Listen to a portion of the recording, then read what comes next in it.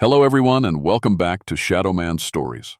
I can picture some of you already in bed, maybe some of you just getting home from work. Wherever you are, whatever time it is, I'm glad you're here. If this helps you relax or sleep, please like and subscribe. It means a lot. Now, let's get you comfortable, and I'll tell you tonight's story. My name is Margaret Coldstream, but everyone calls me Maggie. I've been a park ranger in the Great Smoky Mountains for 15 years now, and I thought I'd seen everything these mountains could throw at me. Bears, lost hikers, summer storms that come out of nowhere, I'd handled it all.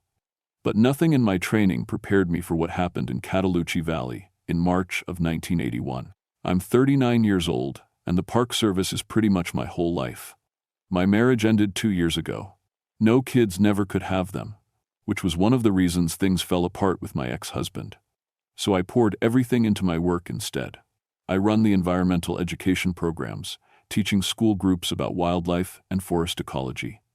Those field trips became the closest thing I had to a family. Cataloochee Valley is one of my favorite places in the park. It's this beautiful, isolated spot where a whole logging community used to exist back in the 1920 seconds. The people left in a hurry, just packed up and abandoned their homes, their churches, everything. Now it's just empty fields, crumbling stone foundations, and apple orchards that still bloom every spring, even though nobody tends them anymore. You can hike for miles and never see another person. The valley sits at about 2,800 feet elevation, surrounded by mountains on all sides. Cell phones don't work out there. The nearest ranger station is 8 miles away. When you're in Cataloochee, you're truly alone with nature. I never believed in ghost stories. Mountain people love their legends about haunted hollers and women in white who steal children in the night. I always figured those tales were just old superstitions, maybe even a way to keep women scared and close to home. Sexist folklore, nothing more. That changed on March 15, 1981. I got a radio call from Tom Henderson, one of the rangers who'd been supervising an overnight camping trip with a 4th grade class from Asheville. 23 kids, 4 teachers, 2 parent chaperones. Standard spring field trip. Maggie, Tom's voice crackled through the static. We might have a situation here. Can you come out to Cataloochee? What kind of situation? I asked, already grabbing my keys. The kids keep talking about a woman in a white dress. Says she came to their tents last night, tried to get them to follow her into the woods. My stomach clenched. Did anyone actually see her? Any of the adults? Long pause. No, just the kids. All of them, though. Same description. I told him I'd be there in an hour. The drive out took me through winding mountain roads, still muddy from the late winter thaw. March in the Smokies is unpredictable. Could be 50 degrees and sunny or 20 degrees and snowing. That day was overcast, warm for the season, with a thick fog hanging in the valleys. When I reached the trailhead, I loaded my backpack with the essentials. First aid kit, emergency radio, my Nikon camera, a flashlight, water, protein bars. I also grabbed my temperature monitoring equipment. Sometimes strange cold spots can indicate gas leaks or other environmental hazards. The 8-mile hike into Cataloochee usually takes about 3 hours. I made it in 2.5, my mind racing the whole way. The camping area was in chaos when I arrived. Kids were crying, parents were on edge, and the teachers looked exhausted. Tom met me at the edge of the clearing. Thank God you're here, he said. It's getting worse. Worse how? He led me to where the kids were gathered. Show her, he told them. One by one, the children held up drawings they'd made that morning. Every single picture showed the same thing. A woman in a long white dress with dark hair, standing at the edge of the woods. In some drawings, she was reaching out her hands. In others, she was crying. We didn't tell them to draw anything specific, one of the teachers explained. We just gave them paper and crayons after breakfast. They all drew her without talking to each other about it. A little girl named Emma tugged on my sleeve. She had blonde pigtails and was missing her 2 front teeth. She was sad, Emma said. She kept crying and saying she wanted to take us home. She said her babies were cold and she needed to keep us warm. Did you talk to her, Emma? The girl nodded. She wanted me to hold her hand, but Mrs. Peterson called for lights out, so I had to stay in my sleeping bag. I knelt down to Emma's eye level. What did she look like up close? Pretty. But old-fashioned pretty, like pictures of my grandma when she was young, and she smelled like flowers, apples and flowers. I felt the hair on my arms stand up. I spent the rest of that day interviewing every child who'd seen the woman. Their stories were remarkably consistent. She'd appeared around midnight, moving between the tents, speaking softly to the children. She'd told them she was looking for her babies. She'd promised to keep them safe and warm. She'd asked them to follow her home. None of the adults had seen or heard anything. By evening, I'd convinced Tom and the teachers to pack up and head back early. Whatever was happening, I didn't want those kids spending another night in Catalucci. As they hiked out, I stayed behind to investigate. The campsite felt different with everyone gone, too quiet. Even the birds seemed muted, their calls distant and mournful. I walked the perimeter, looking for footprints, disturbed vegetation, anything that might explain what the children had seen. That's when I found them. Footprints in the mud near the tree line, small, bare feet, a woman's feet, by the size of them. The prints led from the woods toward the tents, then back again. But here's the thing that made my blood run cold. They stopped 10 feet into the woods. Just ended, like whoever made them had simply vanished into thin air. I photographed the prints from every angle as the sun started to set. The temperature was dropping fast, and fog was rolling in thick from the valleys. I should have hiked out. I had maybe an hour of daylight left. Instead, I followed a hunch and walked to the old cemetery, about half a mile from the campsite. Catalucci's cemetery is a lonely place. Maybe 30 headstones, most so weathered you can barely read the names. Wild roses grow between the graves, and mourning doves call constantly from the surrounding trees. The whole place has this heavy, sad feeling that's hard to shake. I was photographing some of the older headstones when I noticed something strange. Most of the graves had weeds growing around them or moss covering the stones. But one grave, tucked back in the corner, was completely clean. No plant growth at all. The ground around it looked almost scorched.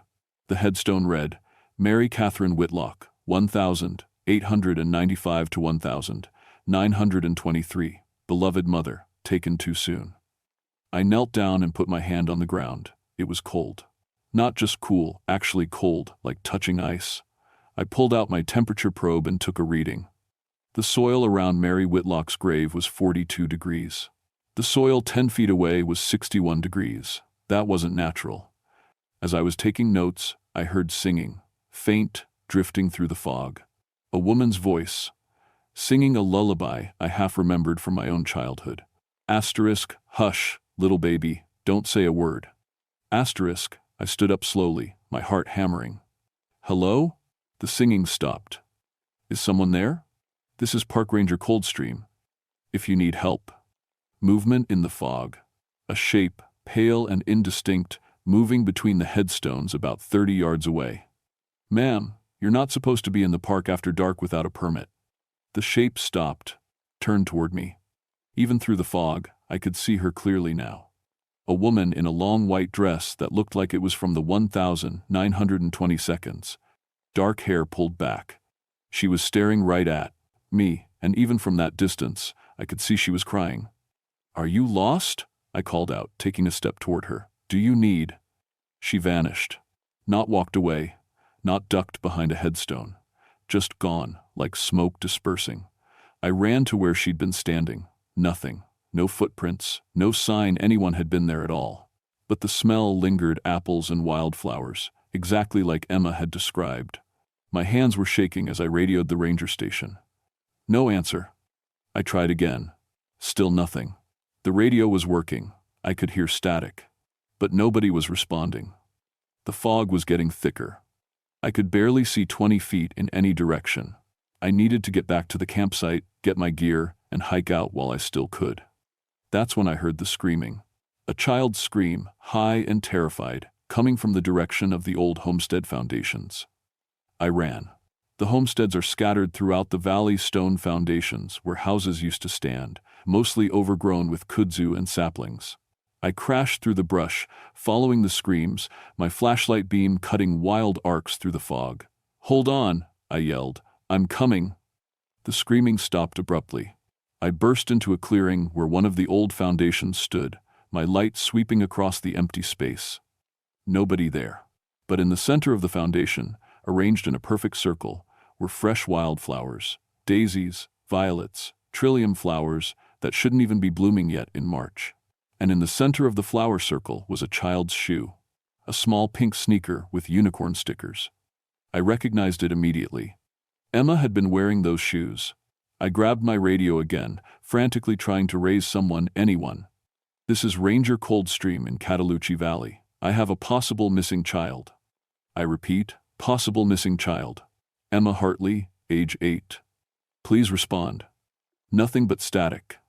I was 8 miles from the nearest help, with no way to communicate, in fog so thick I could barely navigate, and a little girl who was supposed to be safely hiking out with her class was apparently still here.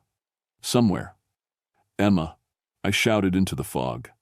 "Emma, can you hear me?" The only answer was the mournful call of doves.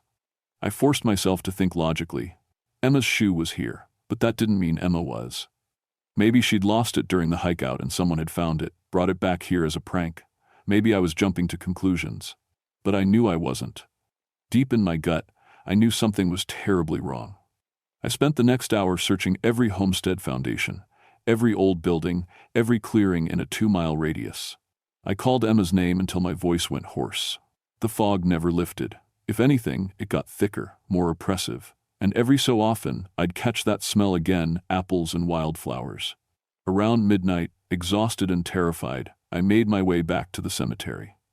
I don't know why, it just felt like the place I needed to be. Mary Whitlock's grave was glowing. Not bright, not like a spotlight, just a faint, pale luminescence, like moonlight on water. And standing beside it was the woman in white. This time, she didn't vanish when I approached. She stood there, solid and real, watching me with dark, sad eyes. "Where's Emma?" I asked, my voice barely above a whisper. The woman tilted her head, studying me. Up close, she was beautiful in an old-fashioned way, the kind of face you'd see in a sepia photograph. But there was something wrong with her eyes. They were too dark, too deep, like looking into empty wells. "My babies are cold," she said. Her voice was soft, almost melodic. "I need to keep them warm." "Emma isn't your baby. She has parents who love her. Where is she?" "They all have parents," the woman said, moving closer. "But their parents let them wander. Let them get cold and sick. Let them die." She was close enough now that I could see she wasn't quite solid. I could see the faint outline of the headstone through her dress. "Are you Mary Whitlock?" Her face crumpled with grief so intense it hurt to look at. "My babies died," she whispered. "Diphtheria. I couldn't save them. I tried everything, but they died anyway. All 3 of them. And now I'm alone. So alone. I'm sorry," I said. And meant it. "I'm so sorry that happened to you. But taking other children won't bring yours back." "They're not other children," she insisted, her voice rising. "They're mine. They've always been mine. I just have to find them and bring them home. Mary, listen to me." She lunged forward, and suddenly her hand was on my arm. Her touch was ice cold, burning cold, and with it came a flood of images and emotions so overwhelming I dropped to my knees. I saw 3 children, 2 boys and a girl, all under 10 years old. I saw them laughing, playing in an orchard. Then I saw them sick, feverish, crying for their mother. I saw Mary trying everything: wet cloths, herb teas, prayers while they got sicker and sicker. I felt her desperation, her terror, her breaking heart as one by one they stopped breathing. And I felt the moment she died, too. The moment she couldn't bear to live without them and walked into the winter woods without a coat, lay down in the snow, and let the cold take her. When I came back to myself, I was alone again. But now I understood. Mary Whitlock wasn't evil. She was grief incarnate. She'd been so broken by loss that even death hadn't released her. She was trapped here, endlessly searching for her children, unable to accept they were gone. And every 20 years or so, when school groups visited Cataloochee, she found children again. Children who looked like hers, sounded like hers, smiled like hers. And she tried to keep them. I pulled out my notes and checked the dates. 1923. When Mary died and 3 children vanished from a logging camp. 1943. 2 children disappeared during a church picnic. 1963. 1 child went missing during a school field trip. The pattern was clear. And now, in 1983, it was Emma. I had to find the local library records, had to know more. But the library was in town, hours away, and Emma didn't have hours. I needed help now. That's when I remembered old Mrs. Parton, a mountain woman who lived on the edge of the park. She was in her 80s, born and raised in these mountains, and she knew every story and legend these hills held. I hiked out in the dark, using my flashlight and pure adrenaline. By 3 a.m., I was knocking on Mrs. Parton's door. She answered in her nightgown, unsurprised to see me. "It's the grief mother, ain't it?" she said before I could speak. "You know about her?" Everybody used to know. My grandmother told me the stories. Mary Whitlock lost her mind when her babies died. She'd wander the woods calling for them, leaving food out, making beds for them. Then, one winter night, she just disappeared. They found her body in the spring, frozen solid, with flowers in her hands. "How do I stop her, Mrs. Parton's face was grim. "You don't stop grief, child. You can only help it rest." She told me what I needed to do. It sounded insane, but I was out of options. As dawn broke, I hiked back into Cataloochee with a plan I only half believed in. I found the place around mid-morning, following Mrs. Parton's directions. I'd hiked to the oldest part of the valley, where the first homesteads had been built. There, hidden behind an overgrown tangle of blackberry bushes, was a foundation I'd never noticed before. But this foundation was different. As I pushed through the brambles, I felt the temperature drop 20 degrees. The air shimmered, like heat waves but cold, and suddenly, impossibly, I could see it. A house, a real, solid house, exactly as it would have looked in the 1,920 seconds. White clapboard siding, a tin roof, a front porch with a rocking chair. Smoke curled from the chimney. I could smell bread baking. I walked up the porch steps, and they were solid under my feet. The door was painted blue. I knocked. Mary Whitlock opened it. "I've been waiting for you," she said. She looked different now, more solid, more real, almost alive. "Come meet my babies." I stepped inside. The house was warm and cozy, furnished like something from 100 years ago. A wood stove radiated heat. Lace curtains hung in the windows. And sitting at a table, coloring with crayons, were 4 children. Emma was one of them. But she looked wrong, translucent, like Mary. Her movements were slow, dreamlike. She smiled when she saw me, but her eyes were distant. "Emma, honey, we need to go." "I can't," she said dreamily. "Mama Mary needs me. Her babies are cold." The other 3 children looked up at me. 2 boys and a girl, all dressed in old-fashioned clothes. They had Mary's dark eyes. Empty eyes. "These are my babies," Mary said proudly, putting her hands on the children's shoulders.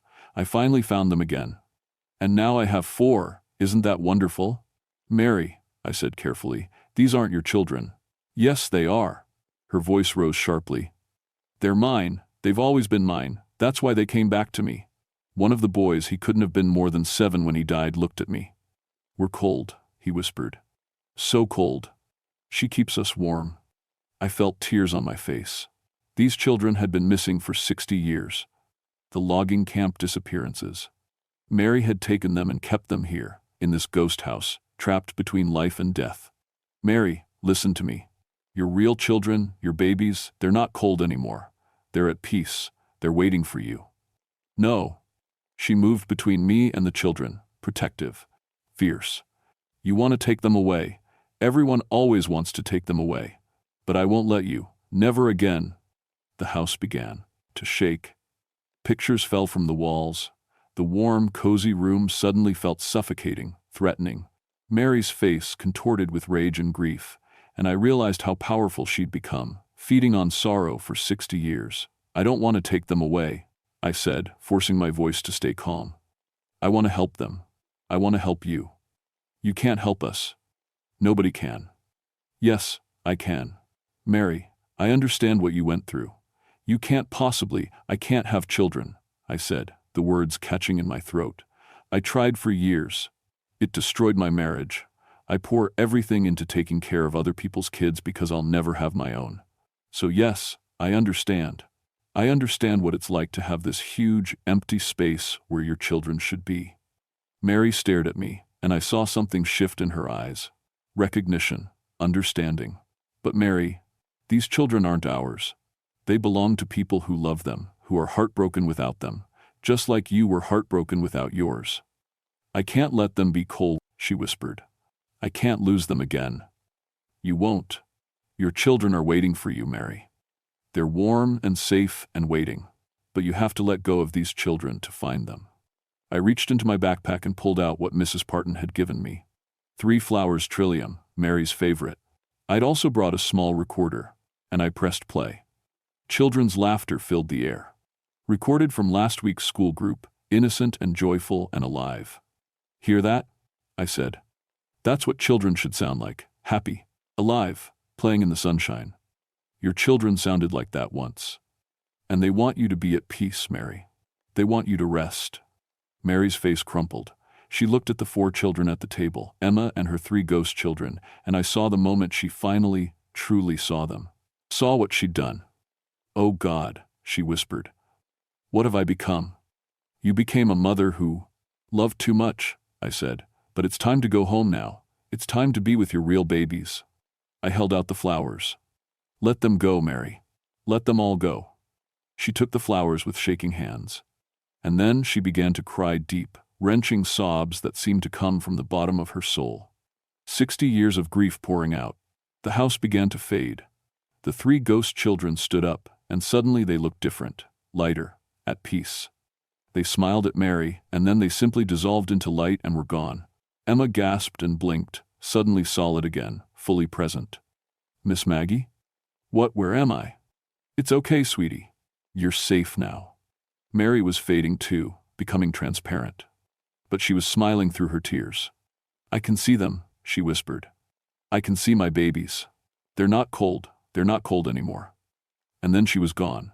The ghost house disappeared completely. We were standing in an empty foundation, overgrown with weeds, in the bright morning sunlight of a March day. Emma hugged me tight, crying. I held her and cried too. The official report stated that Emma Hartley had become separated from her group during the hike out, wandered off trail, and spent the night in an abandoned foundation. She was found the next morning suffering from mild hypothermia and confusion. Standard lost hiker situation. Nothing unusual. Tom Henderson pulled me aside after I filed the report. What really happened out there, Maggie? You wouldn't believe me if I told you. Try me. So I did. I told him everything. He listened without interrupting, and when I finished, he was quiet for a long moment. The thing is, he finally said, I believe you. I've worked in these mountains for 20 years, and I've seen things I can't explain. Hell, most of the old-timers have stories.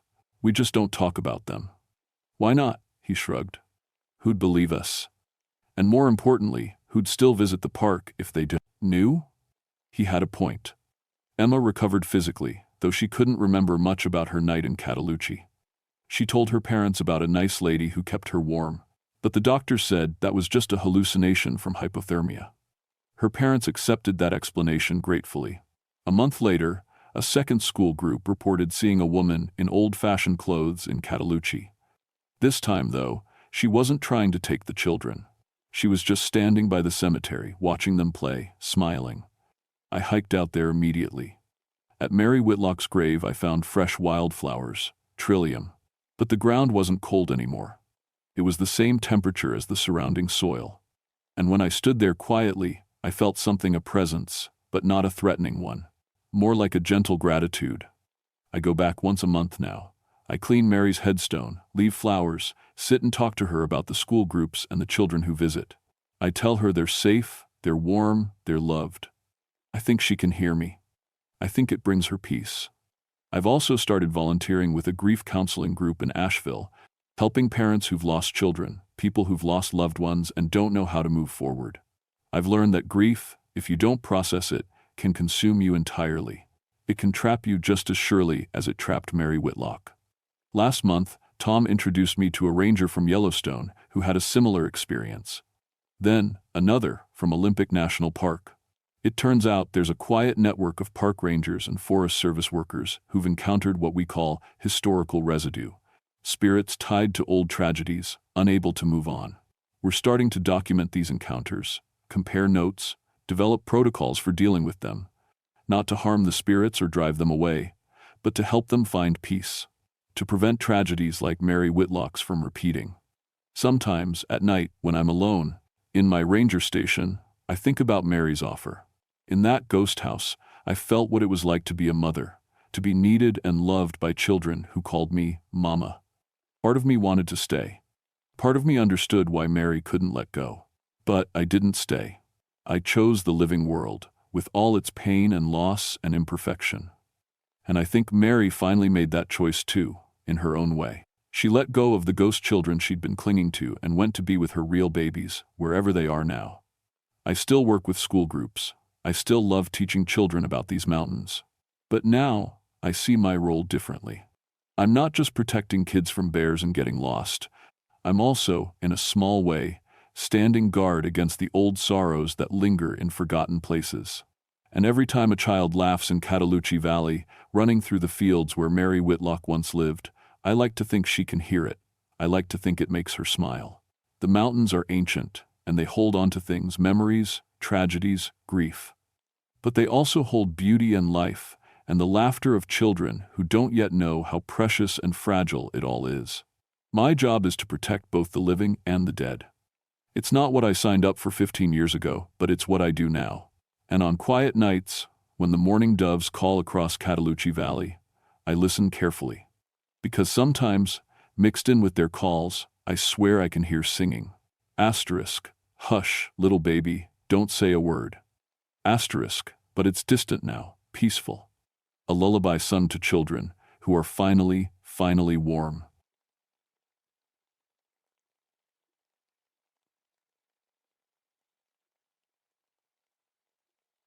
My name is Robert Flintridge, but everyone calls me Bobby. I've been a ranger in the Monongahela National Forest for 18 years now, and I thought I'd seen everything these mountains could throw at me. I was wrong. I grew up in these West Virginia hills. My daddy was a coal miner, and his daddy before him. My older brother Tommy went into the mines too, back in '69. He didn't come out. After the collapse that took him and 11 other men, I swore I'd never go underground. Instead, I went up into the mountains, where I could see the sky. Being a ranger suited me. I liked the quiet, the work, the animals. I became the guy they called when there was a predator problem, bears getting into campsites, coyotes taking livestock, that sort of thing. I could track anything on 4 legs, and I'd relocated over 200 problem animals without having to put down more than a handful. I was good at my job. That's why they called me about dolly sods. It was early November 1987, and winter was coming in hard. You could smell snow in the air, that sharp, clean smell that means a big storm's brewing. Dolly Sods is up at 4,000 feet, all boulder fields and scrub pine, with ancient bogs that have been there since the Ice Age. It's beautiful country, but harsh. The wind never stops up there. Bobby, we got a situation, my supervisor Carl told me over the phone. Hunters are reporting some weird stuff up in the sods, dead deer with bones missing. Not eaten missing. Clean cuts, like surgery. I'd heard stories my whole life about dolly sods. Old-timers talked about bone collectors and strange arrangements found in the rocks. I always figured it was just mountain talk, ways to explain lost livestock or scare city folks. Every wild place has its stories. Probably poachers, I said, taking trophy bones. That's what I thought, Carl said, until they found the sculptures. He sent me photos that afternoon. I spread them across my kitchen, a table, and stared. Someone had arranged bones, deer bones, bear bones, smaller things I couldn't identify into complicated patterns. They were beautiful in a sick way, like art made by someone who understood geometry but had never seen a human smile. The bones were fused together somehow. No glue, no wire, no pins. Just bone growing into bone, like they'd always been that way. I packed my gear that evening. High-powered rifle, winter supplies, tracking equipment, my camera. I told my wife Ellen I'd be back in 3 days, maybe 4 if the weather turned bad. You be careful up there, she said, kissing my cheek. She always worried, especially in November. That's when Tommy died, November 7th, 1969, 18 years ago, but she remembered. Always am, I said. I should have listened to the worry in her voice. The drive up took most of the next morning. The roads got worse as I climbed, until I was parking my truck at the trailhead and hiking in. No vehicles allowed in Dolly Sod's wilderness. That's the rule. The temperature dropped as I gained elevation. My breath came out in clouds. The wind pushed at me from every direction, never letting up. That's normal for Dolly Sods. The wind is always there, talking to itself. I found the first bone sculpture 2 hours in. It was set up in a clearing between 3 big rocks, like a stage. Deer ribs formed a spiral pattern, curving up toward the sky. Bear vertebrae created a border around the edge, each one placed perfectly. In the center, small bones, bird bones maybe, or squirrel spelled out patterns I couldn't understand. I took photos from every angle. Then I got close and examined the connections. The bones weren't tied or glued. Where they touched, they'd grown together. Smooth, natural fusion, like a healed fracture. Except these were bones from different animals, different species. That doesn't happen in nature. Something else bothered me. The area around the sculpture was dead, quiet. No birds, no squirrel chatter, no insects, just wind. I moved on, following the trail deeper into the wilderness. Every half-mile or so, I found another sculpture, each one more complicated than the last, each one making my skin crawl more. The fourth one had human bones in it. I recognized them immediately, a finger bone, 3 ribs, part of a jaw. Mixed in with deer and bear bones, arranged in a pattern that looked almost like a person lying down. Almost, but wrong. The proportions were off, the angles impossible. I radioed it in.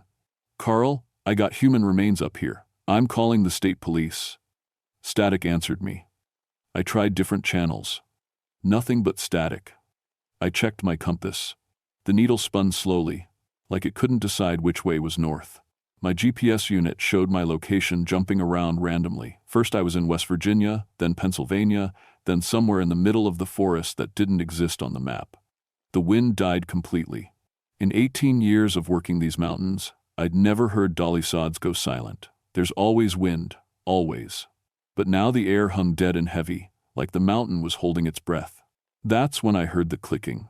It came from behind a boulder to my left. Soft, rhythmic clicks, like someone snapping small sticks together. Click, click. Click, click. Click, click. I raised my rifle and moved toward the sound. Behind the boulder, I found a work area. Bones laid out in neat rows on a flat rock. Deer femurs. Raccoon skulls. Something that might have been a dog. And tools, sharp rocks, antler tips, pieces of flint arranged like a craftsman's bench.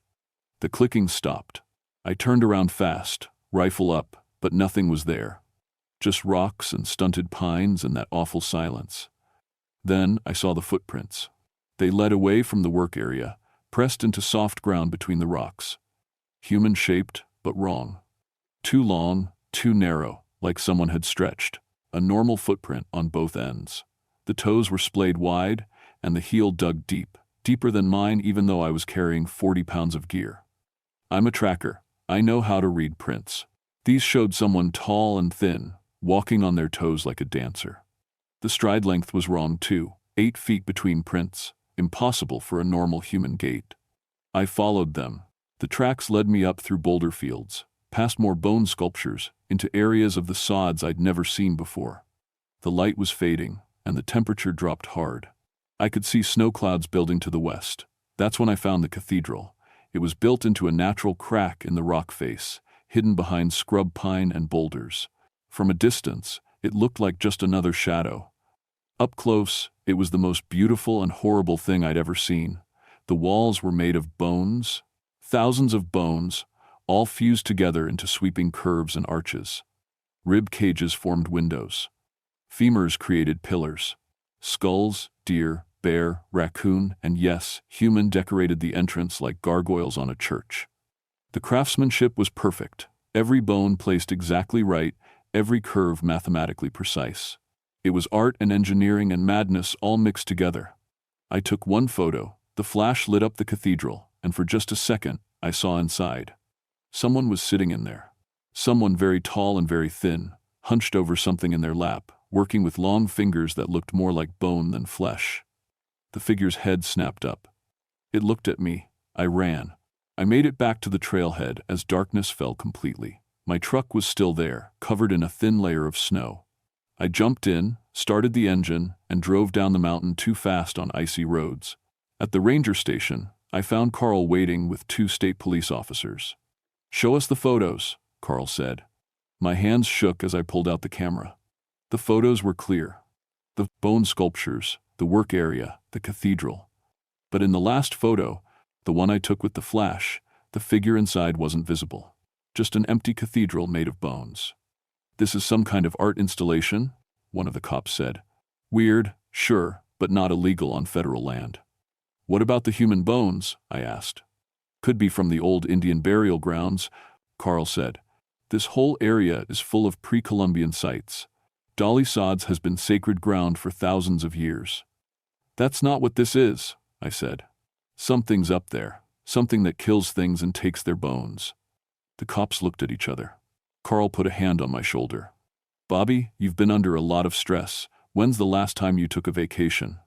They didn't believe me. I went home. Ellen made dinner. I couldn't eat.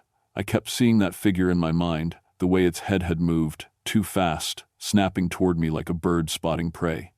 "You look like you've seen a ghost," Ellen said. "Maybe I have," I told her. The next morning, a call came in.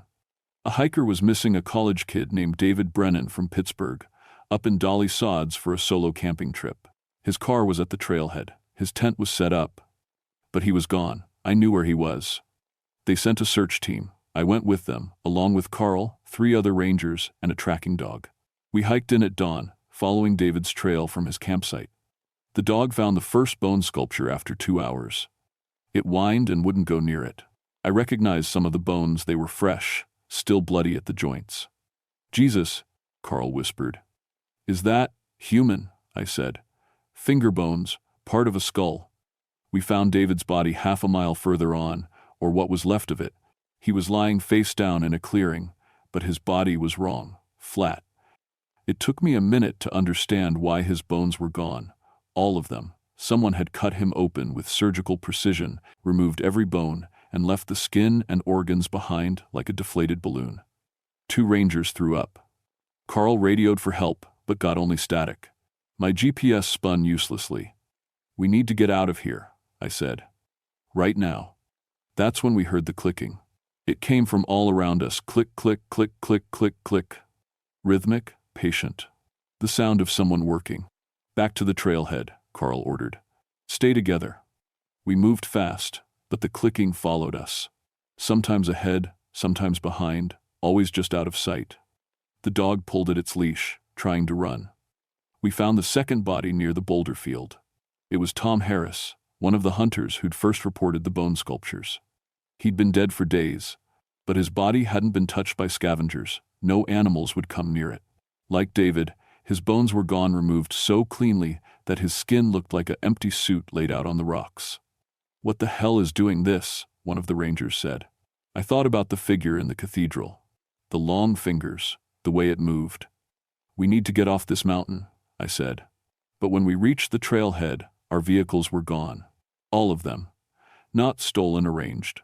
The trucks and SUVs sat in a perfect circle, like stones at Stonehenge, with a bone sculpture in the middle made from engine parts and deer ribs. "It's playing with us," Carl said. He was right.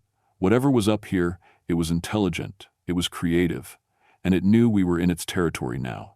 We hiked out on foot, 5 miles to the nearest road. The clicking followed us the whole way. I kept my rifle ready, but I never saw what was making the sound. At the ranger station, we found Sheriff Hawkins waiting. "We've got 4 more missing," he said. 2 hikers, a hunting party of 2, all in Dolly Sods, all in the last 3 days. "It's hunting," I said. "Whatever's up there, it's hunting people for their bones." Sheriff Hawkins. I looked at the photos again. "I'm calling the FBI. This is beyond us." But I knew the FBI couldn't help. How do you explain a bone cathedral to federal agents? How do you describe footprints that shouldn't exist? How do you tell them something is building sculptures out of people? That night, I went to the library and dug through old newspapers. I found a story from 1889 about a hermit named Ezekiel Bonham who lived up in Dolly Sods. He'd lost his wife and 3 children to scarlet fever and went crazy with grief. The article said he disappeared into the mountains, swearing he'd bring his family back, piece by piece. They never found his body. I showed the article to Carl. What if he's still up there? Bobby, that was almost 100 years ago. Nobody lives that long. Nobody builds cathedrals out of bones either, I said. But somebody's doing it. The FBI arrived the next morning, 2 agents in suits who treated the whole thing like a serial killer case. They asked about satanic cults and art installations, and whether I'd noticed anyone suspicious in the area. They didn't understand. This wasn't a person. Not anymore. While they talked and planned and wasted time, more people went missing. The number climbed to 7, then 10, then 12. I knew what I had to do. I went back up alone. It was stupid and probably suicidal, but I couldn't sit in the station while people died. I knew the mountain, I knew the tracks, and I knew where the cathedral was. I packed heavy rifle, pistol, flares, rope, and 3 blocks of C4 explosive left over from some demolition work we'd done on an old mine entrance. If I couldn't kill this thing, maybe I could bury it. The hike up took 6 hours.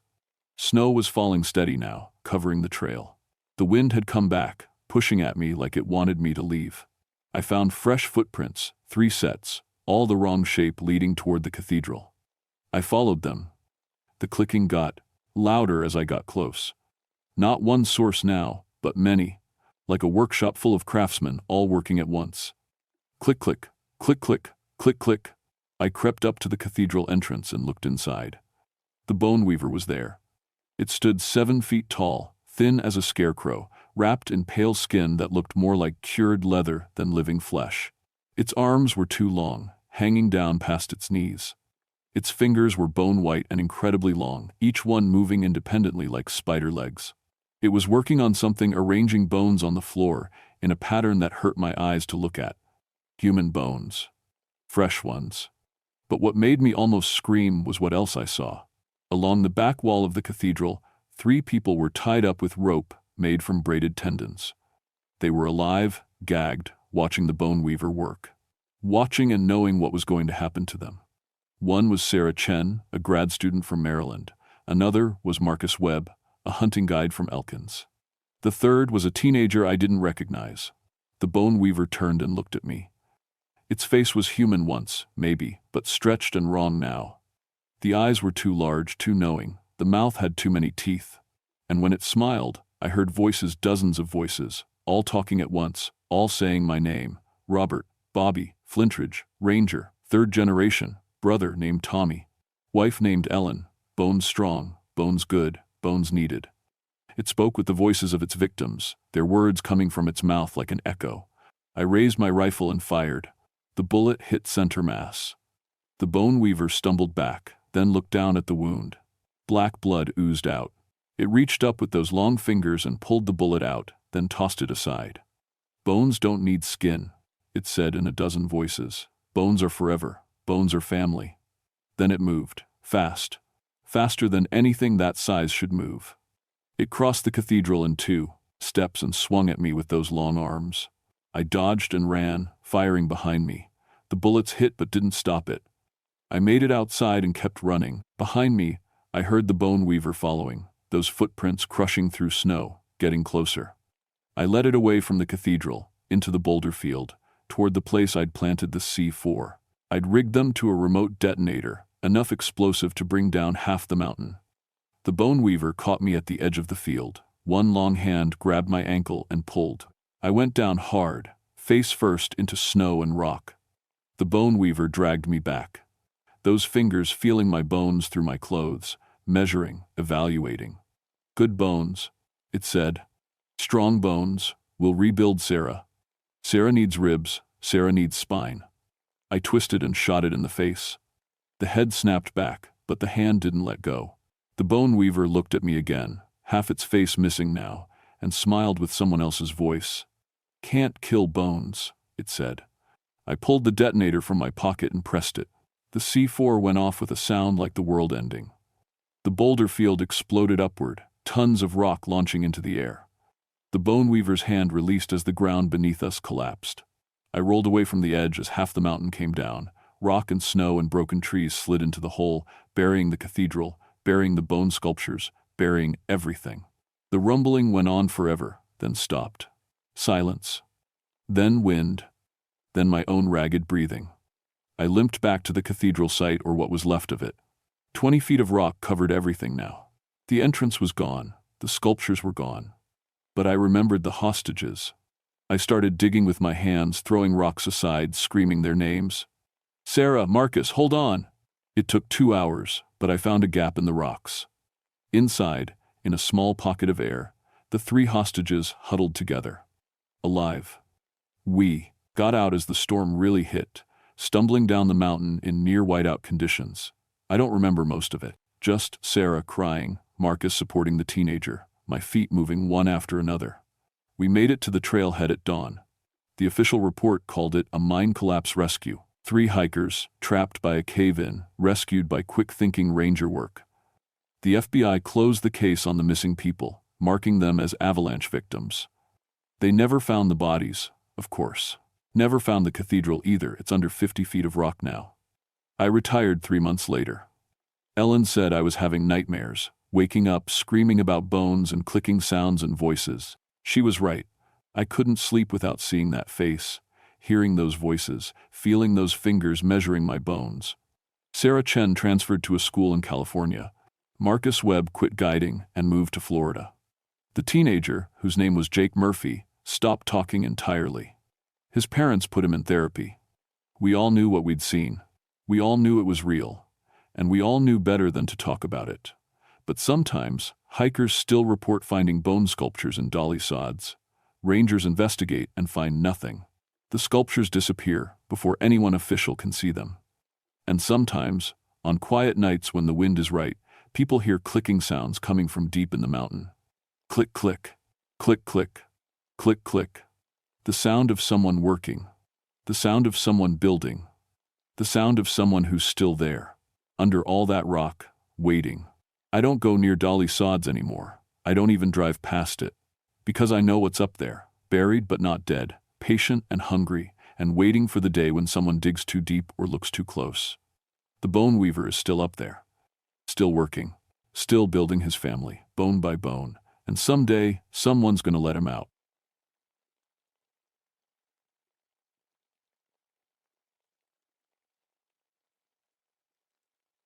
My name is Catherine Ravenwood, but everyone calls me Kate.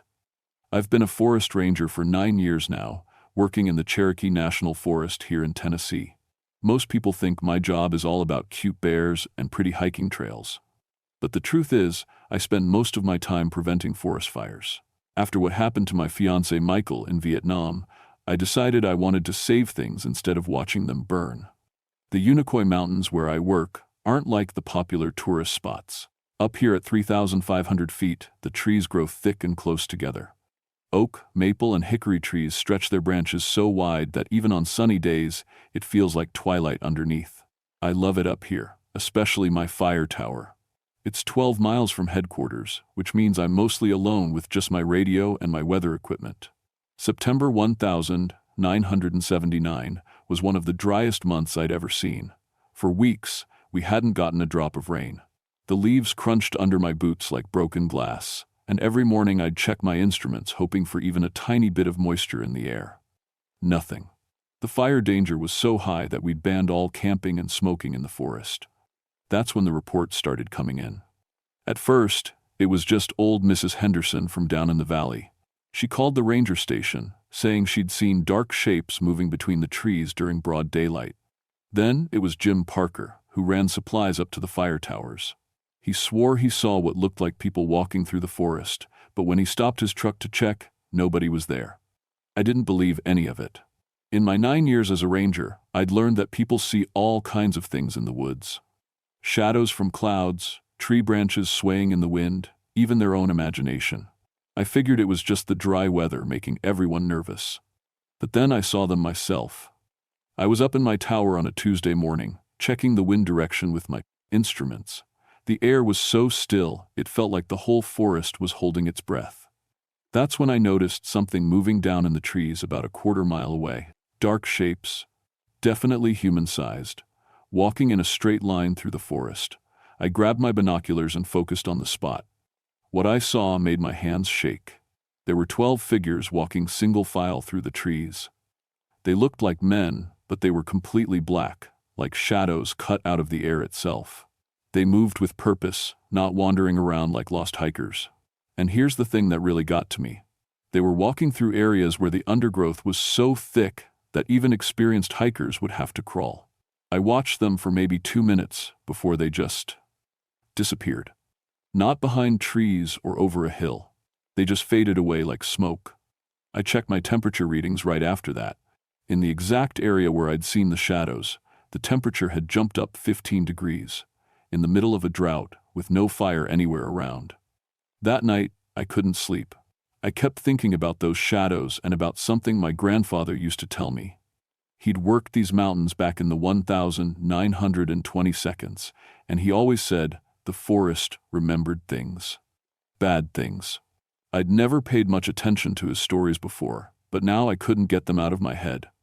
The next morning, I decided to do some research. I drove down to the county library in town and asked for any old newspapers from 1925. The librarian, Mrs. Cooper, was happy to help. She brought out box after box of yellowed papers until we found what I was looking for. The headline made my stomach drop. 12 firefighters lost in Unicoi blaze. Bodies never recovered. I read the whole story twice. In September 1925, a lightning strike had started a massive fire in the exact area where I'd seen the shadows. A 12-man fire crew from the Civilian Conservation Corps had gone in and cut a fire break and stopped the fire from spreading. The fire moved faster than anyone expected. When the smoke cleared 3 days later, 40 people were dead, including the entire fire crew. The newspaper said the firefighters' bodies were never found.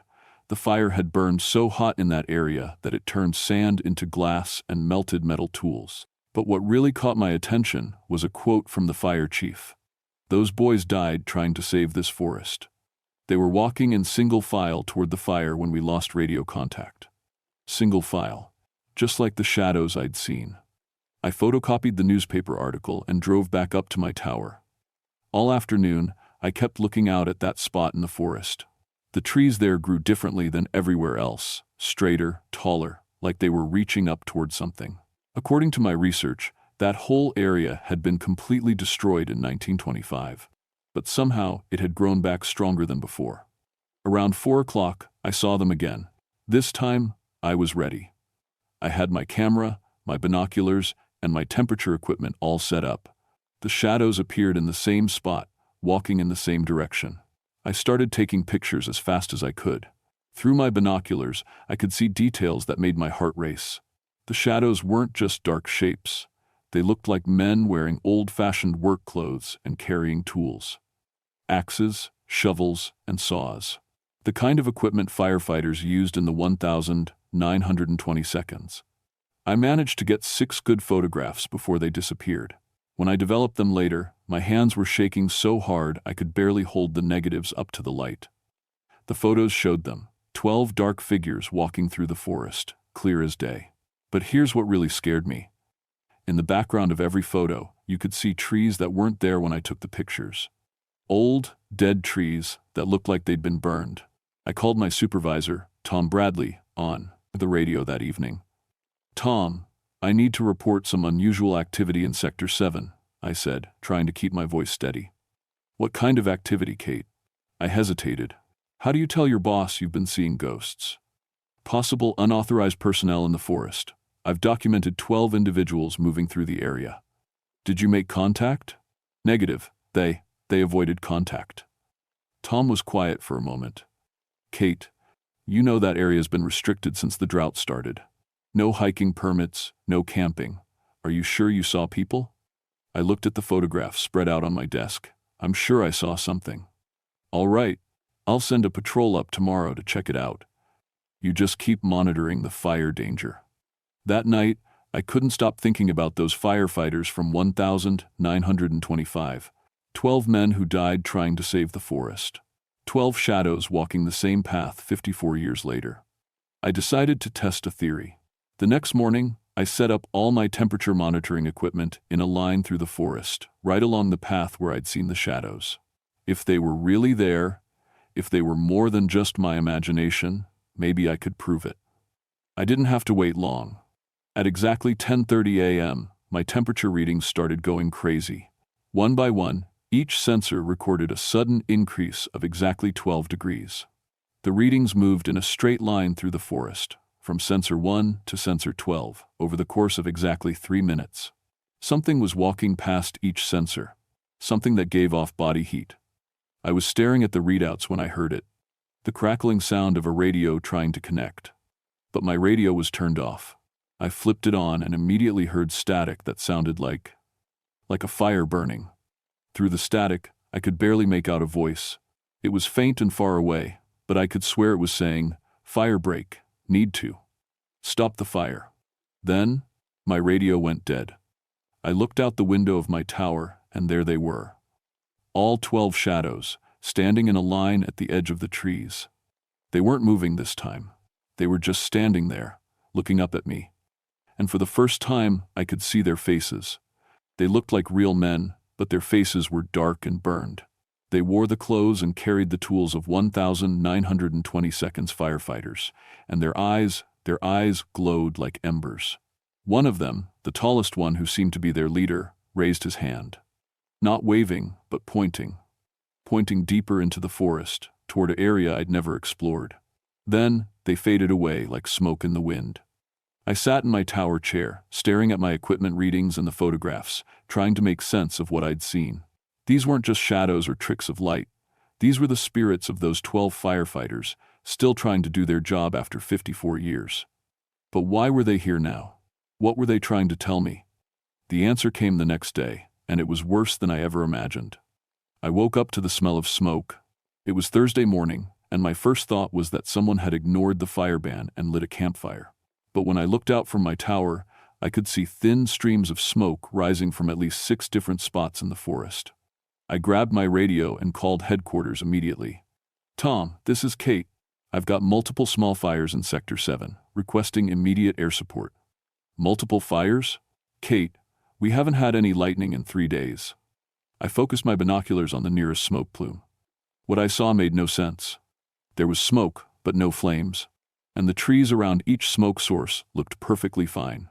No scorch marks, no burning branches. "Tom, something's not right here. The fires aren't spreading, and they don't look like normal fires." "Kate, are you feeling all right? You've been up there alone for 2 weeks. Before I could answer, I saw them. The 12 shadows were moving between the smoke plumes, and wherever they went, the smoke disappeared. They were putting out fires that I couldn't even see. "Never mind, Tom. False alarm. The smoke's clearing up." I spent the rest of the day watching and documenting. Every time a small wisp of smoke appeared in the forest, the shadows would move to that spot and somehow make it disappear. They were preventing fires from starting, using some kind of supernatural ability to absorb heat and moisture from the air. That evening, I hiked down into the forest to investigate one of the spots where I'd seen smoke. The ground was warm under my feet, like someone had recently put out a campfire. But there was no ash, no burned wood, nothing to show that a fire had ever been there. What I did find were footprints. 12 sets of boot prints in the soft earth, all leading in the same direction. The boots looked old-fashioned, with a different tread pattern than any modern hiking boots I'd ever seen.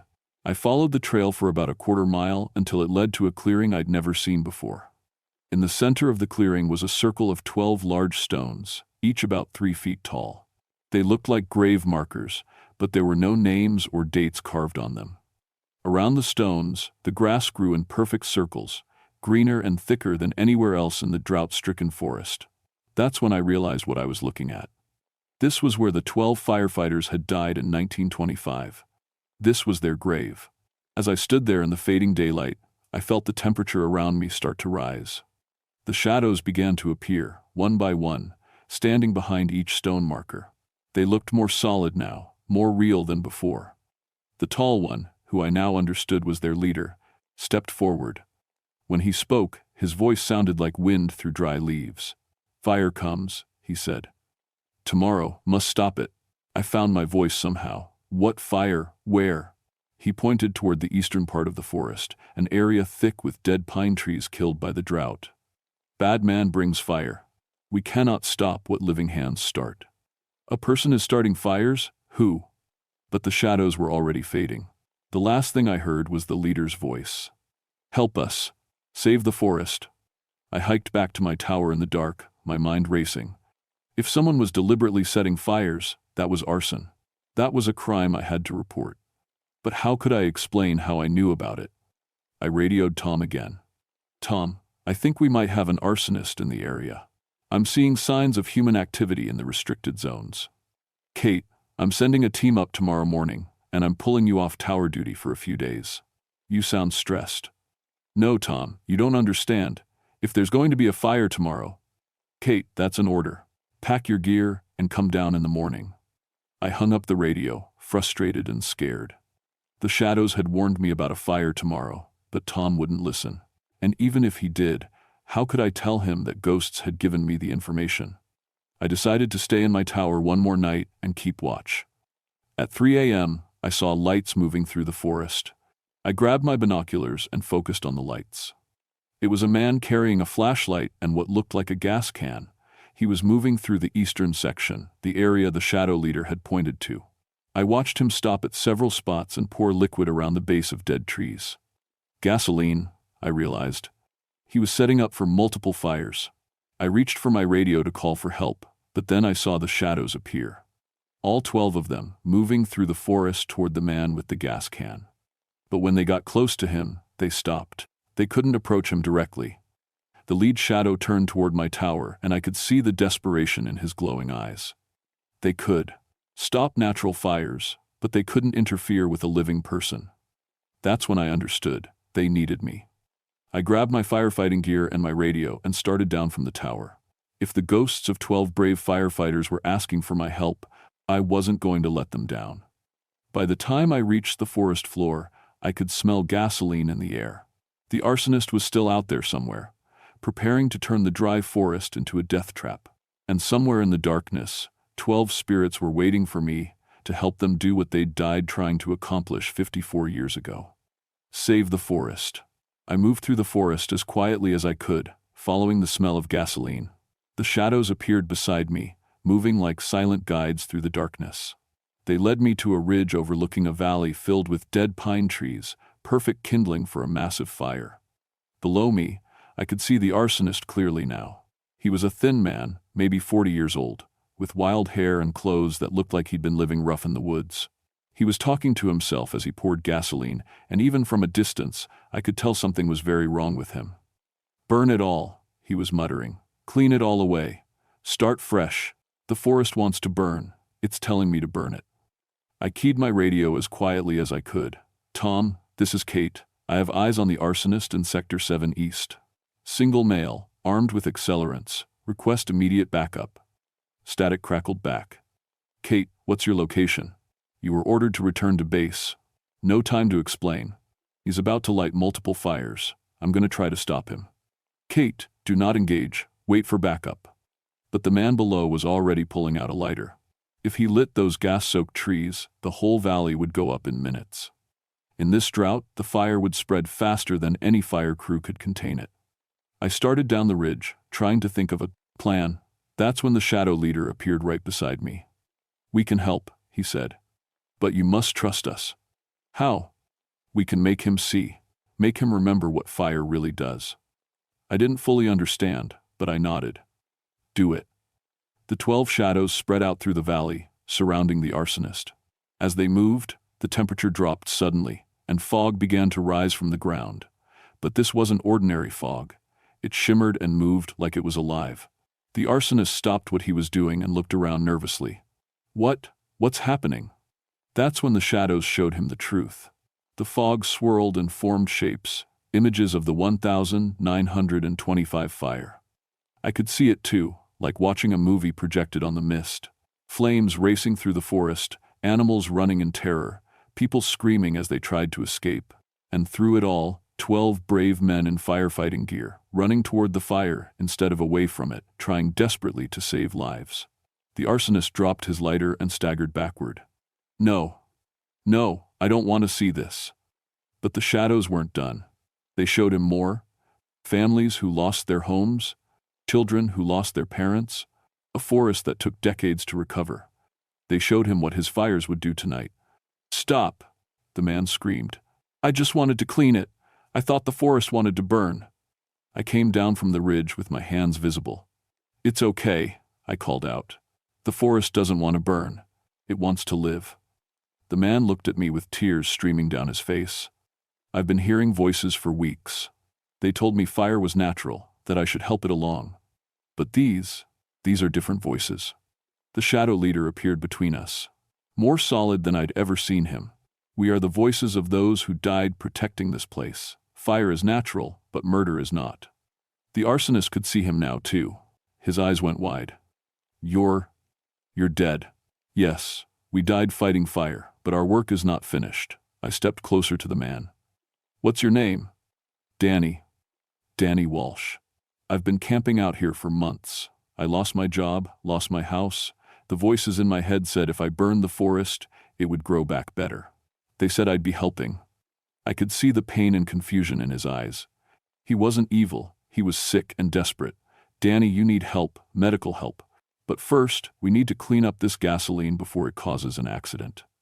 Together, Danny and I worked to pour dirt over the gasoline-soaked areas while the shadows watched over us. It took an hour to make the area safe. During that time, Danny told me about the voices he'd been hearing, not the shadows, but something else, something that wanted the forest to burn. When we were finished, I radioed for medical assistance instead of arrest. Danny needed treatment, not jail. As the sun started to rise, the shadow leader approached me one last time. "Thank you," he said. "You helped us complete our mission. Will I see you again?" He smiled, and for a moment, he looked like a living man instead of a spirit. "When the forest is in danger, we will be here.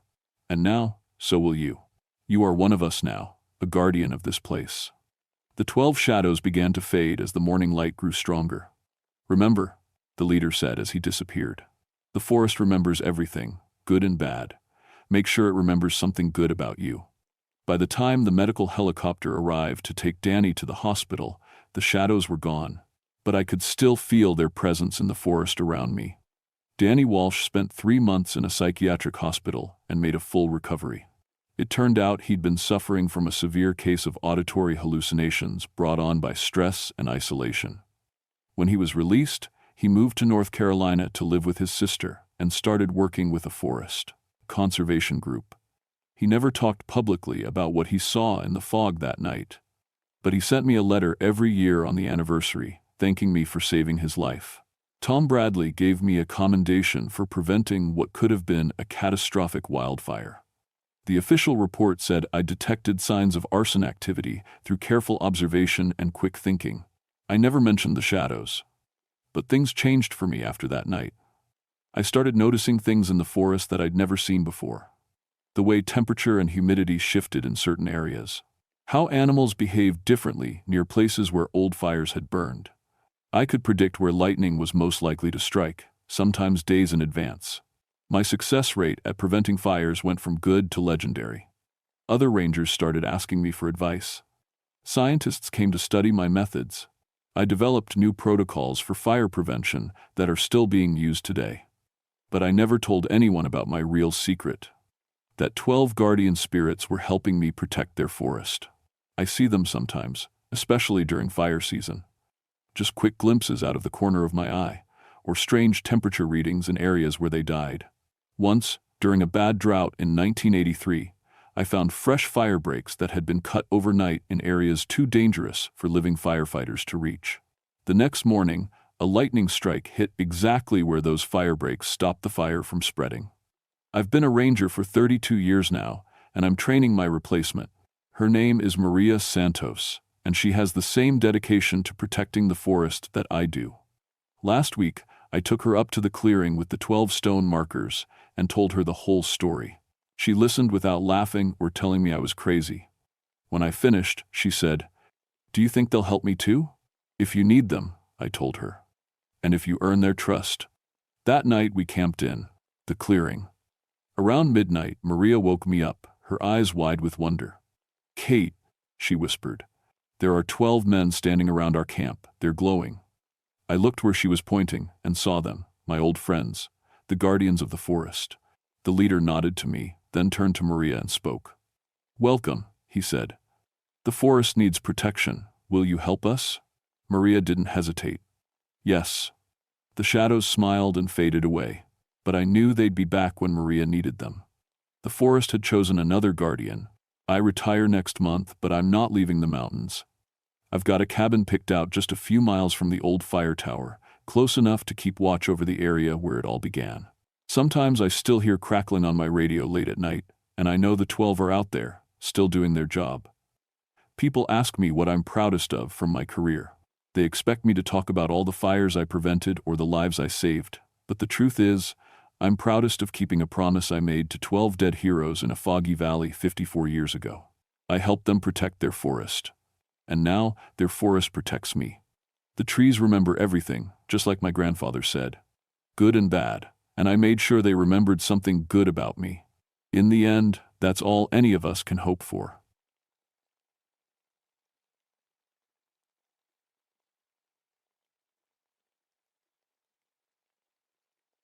My name is Daniel Mountainheart, but everyone calls me Danny.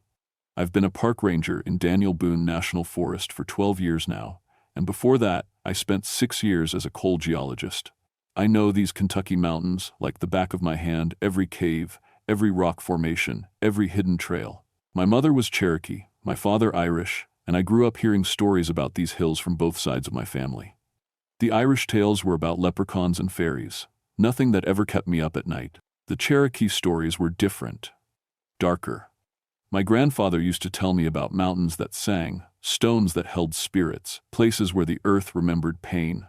I always figured it was just wind through the rocks, the way sound travels funny through sandstone. I'm a scientist, or at least I try to be. I deal in facts, measurements, geological surveys. I should have listened to those old stories. It was August of 1963. The kind of humid Kentucky summer that makes your shirt stick to your back the moment you step outside. I was working the Natural Bridge area, one of the most beautiful spots in the forest. Massive sandstone arches tower over the trees, some of them big enough to drive a truck through. The whole area sits about 900 feet up, covered in oak and pine, with cave systems running underneath like arteries.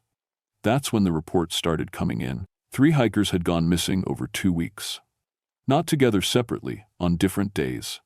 That wasn't unusual by itself. People get lost in the forest all the time, usually because they wander off the marked trails or underestimate how easy it is to get turned around. But these 3 had something in common that made my skin crawl when I read the incident reports. All 3 had been heard talking to someone right before they disappeared. The first was a college student from Lexington. His friends said he suddenly stopped on the trail, cocked his head like he was listening to something, then walked straight into the woods toward a rock formation.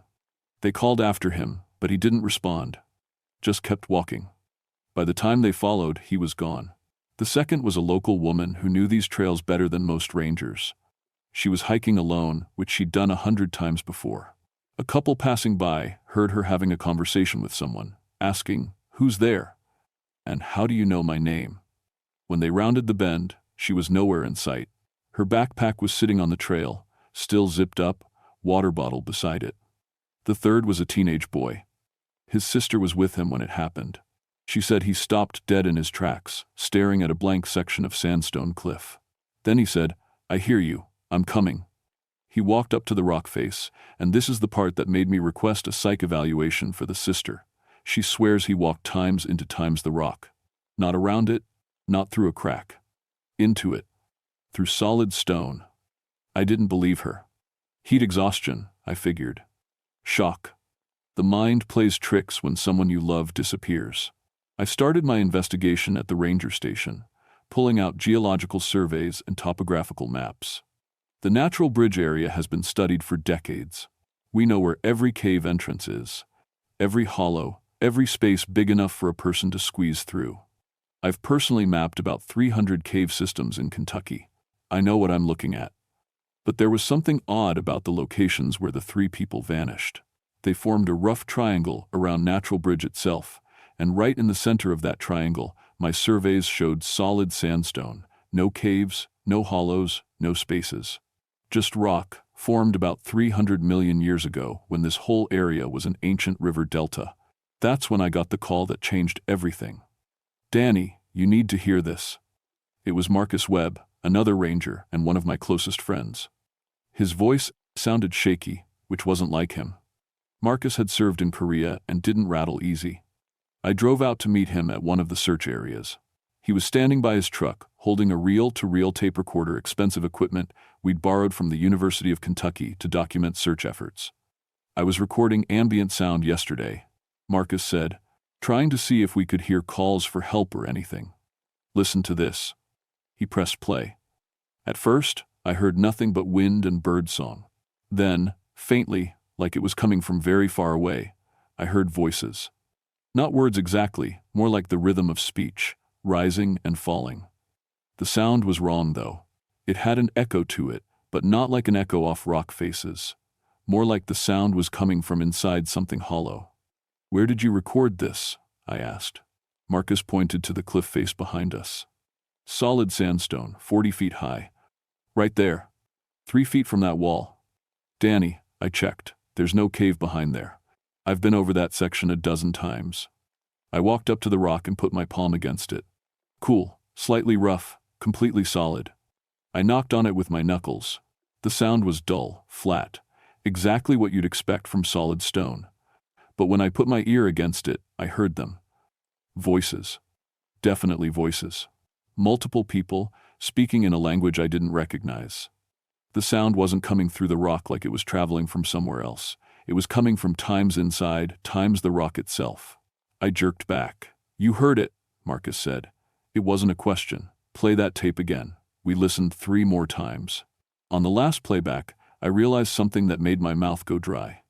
The rhythm of the speech, it sounded like Cherokee. I grew up hearing my grandfather speak it. I only knew a handful of words myself, but I knew the cadence, the way the syllables flowed together. "I need to talk to Joseph Singing Crow," I said. Joseph was a discreet Cherokee elder who lived just outside the forest boundary. He was in his 80s, sharp as a tack, and one of the few people left who still knew the old stories about these mountains. The ones my grandfather had told me as a kid. The ones about singing stones. Joseph's cabin sat in a clearing surrounded by pine trees, with a small garden out front and wood smoke curling from the chimney, even in August. He was sitting on his porch when I pulled up, like he'd been expecting me. "You found the angry place," he said before I even got out of the truck. I climbed the porch steps and sat in the chair he gestured to. "Mr. Singing Crow, I need to ask you about something strange happening near Natural Bridge. The stones are singing again." He packed his pipe, not looking at me. "My grandfather told me they would, someday. Said when the stones sing, it means the spirits are restless. Means they remember." "Remember what?" He struck a match, took a few puffs, then fixed me with dark eyes that seemed to look right through me. "You know the Natural Bridge area was sacred ground, Danny. Your mother's people knew it. We had ceremonies there for thousands of years. The stones there, they weren't just rock, they were keepers, prison walls." A chill ran down my spine despite the August heat. "In 1889, Joseph continued, "a mining company came in. They wanted the coal beneath the sacred sites. We tried to stop them. They killed 3 of our men, wounded a dozen more, and set off explosives in the caves, brought the whole system down. Trapped 27 miners inside, but also..." He paused, smoke drifting around his weathered face. "Also trapped the spirits that were being held there, the angry ones. The ones our ancestors had bound into the stone to keep them from hurting people." "That's just a story," I said, but my voice sounded uncertain even to my own ears. "Is it?" Joseph pointed with his pipe stem toward the forest. 3 people missing, all heard voices, all walked toward stone. How many more before you believe? I thought about that tape recording, about the sister who swore her brother walked through solid rock. What do the spirits want? I asked. To be free, to have their pain acknowledged, to make the living understand what was done. Joseph stood up, joints creaking. "Come inside. I'll give you something." I followed him into the cabin. It smelled like pipe smoke and herbs I couldn't identify. He rummaged in a wooden chest and pulled out a leather pouch. "Tobacco. Sacred tobacco. If you need to speak with them, burn this. They'll listen. Maybe." He pressed it into my hands. "But Danny, be careful. They've been angry for 74 years. That's a long time to hate." I drove back to the ranger station as the sun started to set, Joseph's pouch in my pocket and his warnings echoing in my head. I didn't believe in spirits. I believed in geology, in science, in things I could measure and prove. But I also believed 3 people were missing, and something in those rocks was calling to them. That night, I went back to Natural Bridge alone. I know, stupid decision. Every horror movie teaches you not to investigate weird supernatural stuff by yourself at night. But I'm a trained cave rescue specialist. I had my equipment, my flashlight, my radio. I knew these trails better than my own house. The forest was quiet, too quiet. No crickets, no rustling in the underbrush, no owl calls. Just my boots crunching on the trail and my own breathing. The moon was nearly full, casting everything in silvery light that made the sandstone formations look like giant bones.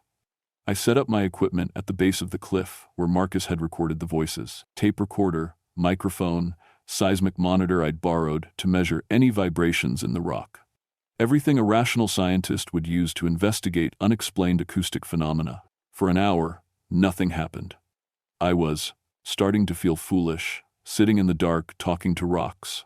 Then the temperature dropped. Not gradually, suddenly. One moment I was sweating in the humid night air, the next I could see my breath. The seismic monitor started going crazy, needle jumping, even though there was no earthquake, no vibration I could feel. Then I heard my name. Daniel. Not Danny. Daniel. The name my mother had given me, the one almost nobody used. The voice came from the cliff face. I shone my flashlight on it.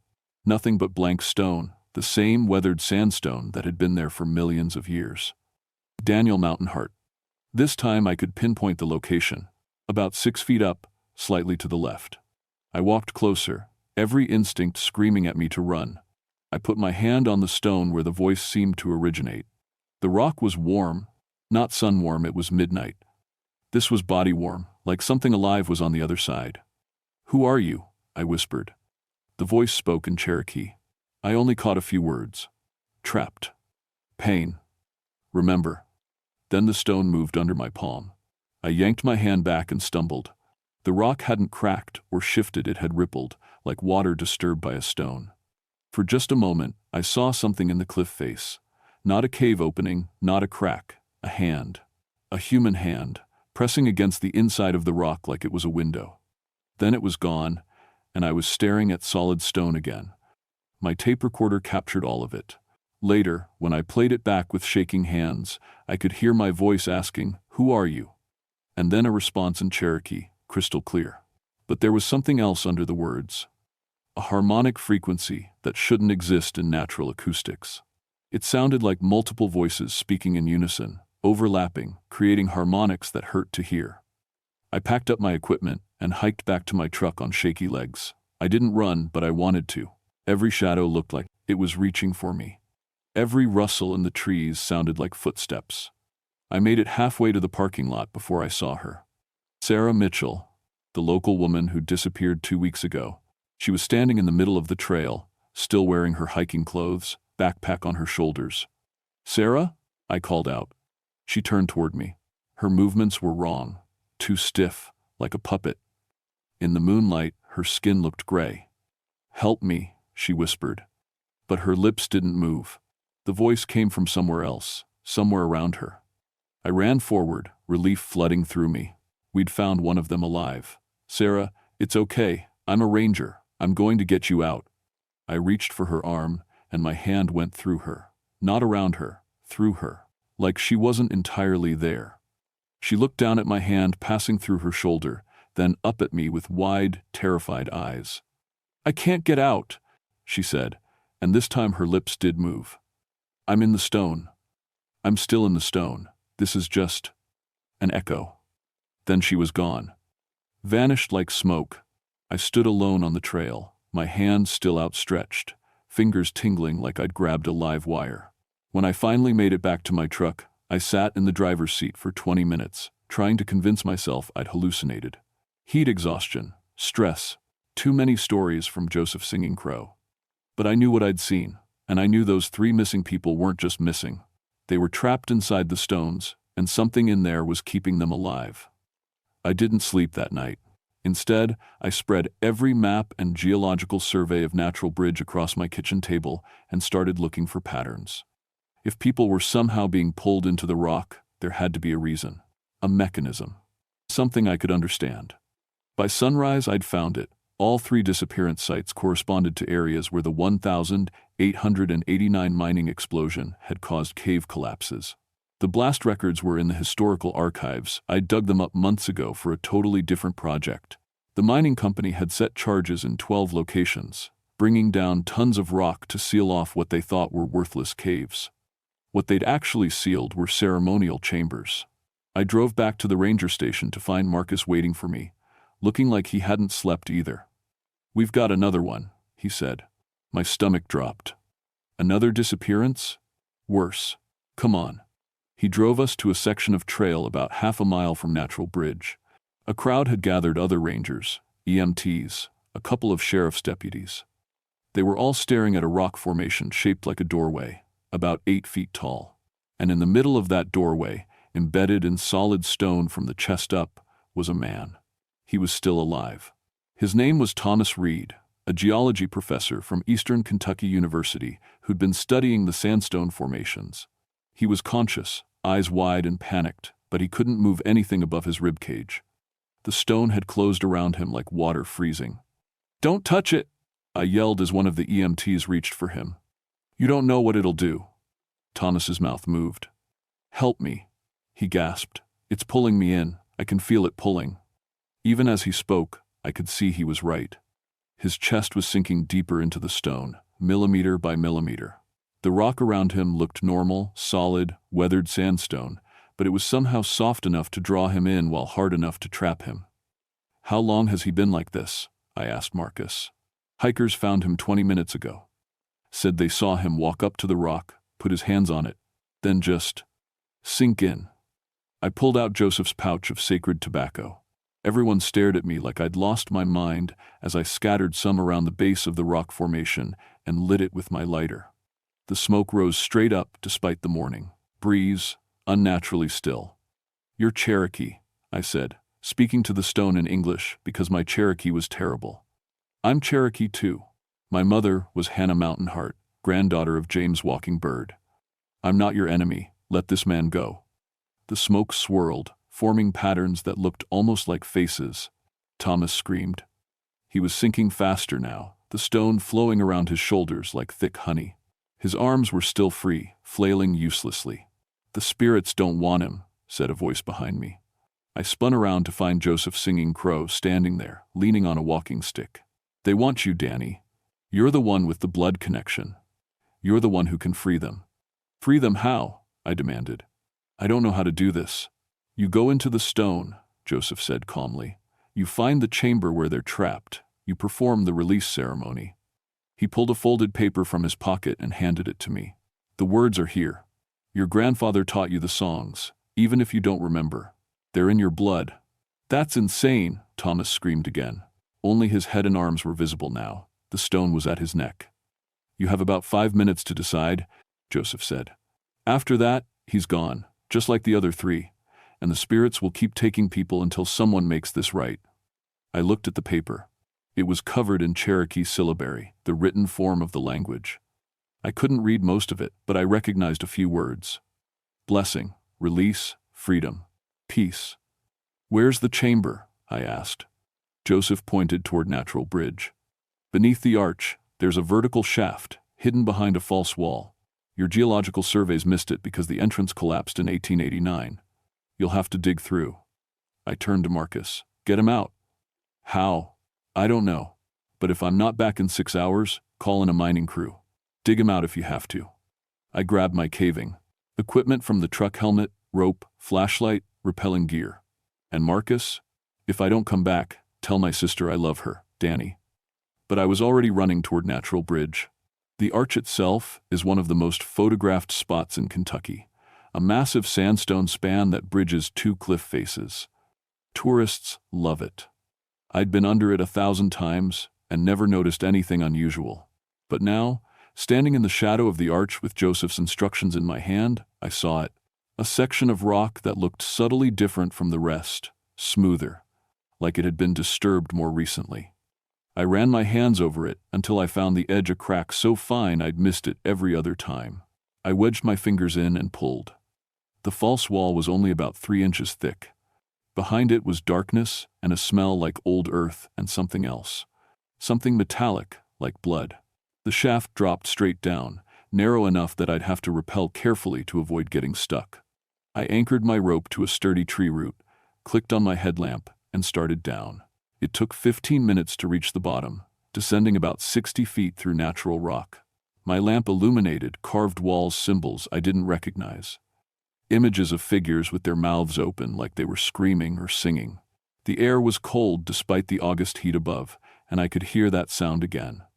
Voices, speaking in harmony, coming from every direction at once. The shaft opened into a chamber about 30 feet across. The walls were covered in more carvings, and the floor was smooth, almost polished. But what made me freeze was what I saw on the walls themselves. Faces, dozens of them, pressed against the inside of the stone like people trapped in ice. Some looked ancient, worn smooth by time. Others were fresh. I recognized Sarah Mitchell, the college student, the teenage boy. And there in the far wall was Thomas Reed, already pulled halfway through, despite being 200 feet away from where I'd last seen him. They were all conscious, all aware. Their eyes followed me as I walked into the center of the chamber. Daniel Mountainheart, the voices said, echoing from the stones. You came. Let them go, I said, my voice shaking. They didn't do anything to you. The miners didn't do anything either, the voices replied. They were just following orders, just doing their jobs, just feeding their families. But they sealed us in the dark for 74 years. Now others know what it feels like. I pulled out Joseph's paper and the sacred tobacco. I'm here to perform the release ceremony. To free you, isn't that what you want? The voices laughed, and it sounded like wind through a graveyard. We want justice. We want acknowledgement. We want the world to remember what was done to us. I remember, I said. I'm Cherokee. This is my history too. Then you understand. The faces in the walls pressed closer, distorting the stone. You understand why we're angry. I do. And I meant it. Standing in that chamber, seeing the ceremonial carvings destroyed by blast damage, feeling the weight of all that trapped rage, I did understand. What happened to you was wrong. What the mining company did was murder. But these people, I gestured to the faces in the walls, they're innocent. Let them go, and I'll make sure your story is told. I'll make sure people remember. Words, the spirits hissed. Just words. Then what do you want? I shouted, my voice echoing off the stone. What will make this right? The temperature dropped even further. My breath came out in white clouds. A life for a life, the spirits said. Someone must stay. Someone with Cherokee blood. Someone who understands the debt. And I realized what they were asking. I stood in that ancient chamber, surrounded by faces trapped in stone, and understood the choice I was being offered. Not really a choice at all. If I stay, I said slowly, you'll let the others go? All of them? Yes. And no one else gets taken? We will rest. We will stop singing. The stones will be silent again. I thought about Thomas Reed, being slowly pulled into the rock above. About Sarah Mitchell and the college student and the teenage boy, conscious and trapped for 2 weeks. About what Joseph had said, that the spirits would keep taking people until someone made this right. I opened Joseph's paper and read the Cherokee syllabary as best I could, sounding out words my grandfather had taught me decades ago. I sprinkled the sacred tobacco in a circle around myself and began to sing. The songs came easier than they should have. Old songs, healing songs, songs about the earth and sky and the spirits that moved between them. My grandfather's voice echoed in my memory, guiding me through verses I didn't consciously remember. The chamber began to glow. Not with any normal light, this was something else, something that seemed to come from within the stone itself. The faces in the walls became clearer, more defined. I could see their expressions now. Pain, anger, sorrow, but also something else. Hope, maybe. You understand, the voices said again, but softer this time. You carry our blood, our memory. I do, I said, continuing the ceremony. And I'm sorry. I'm sorry for what was done to you. I'm sorry it took 74 years for someone to acknowledge it.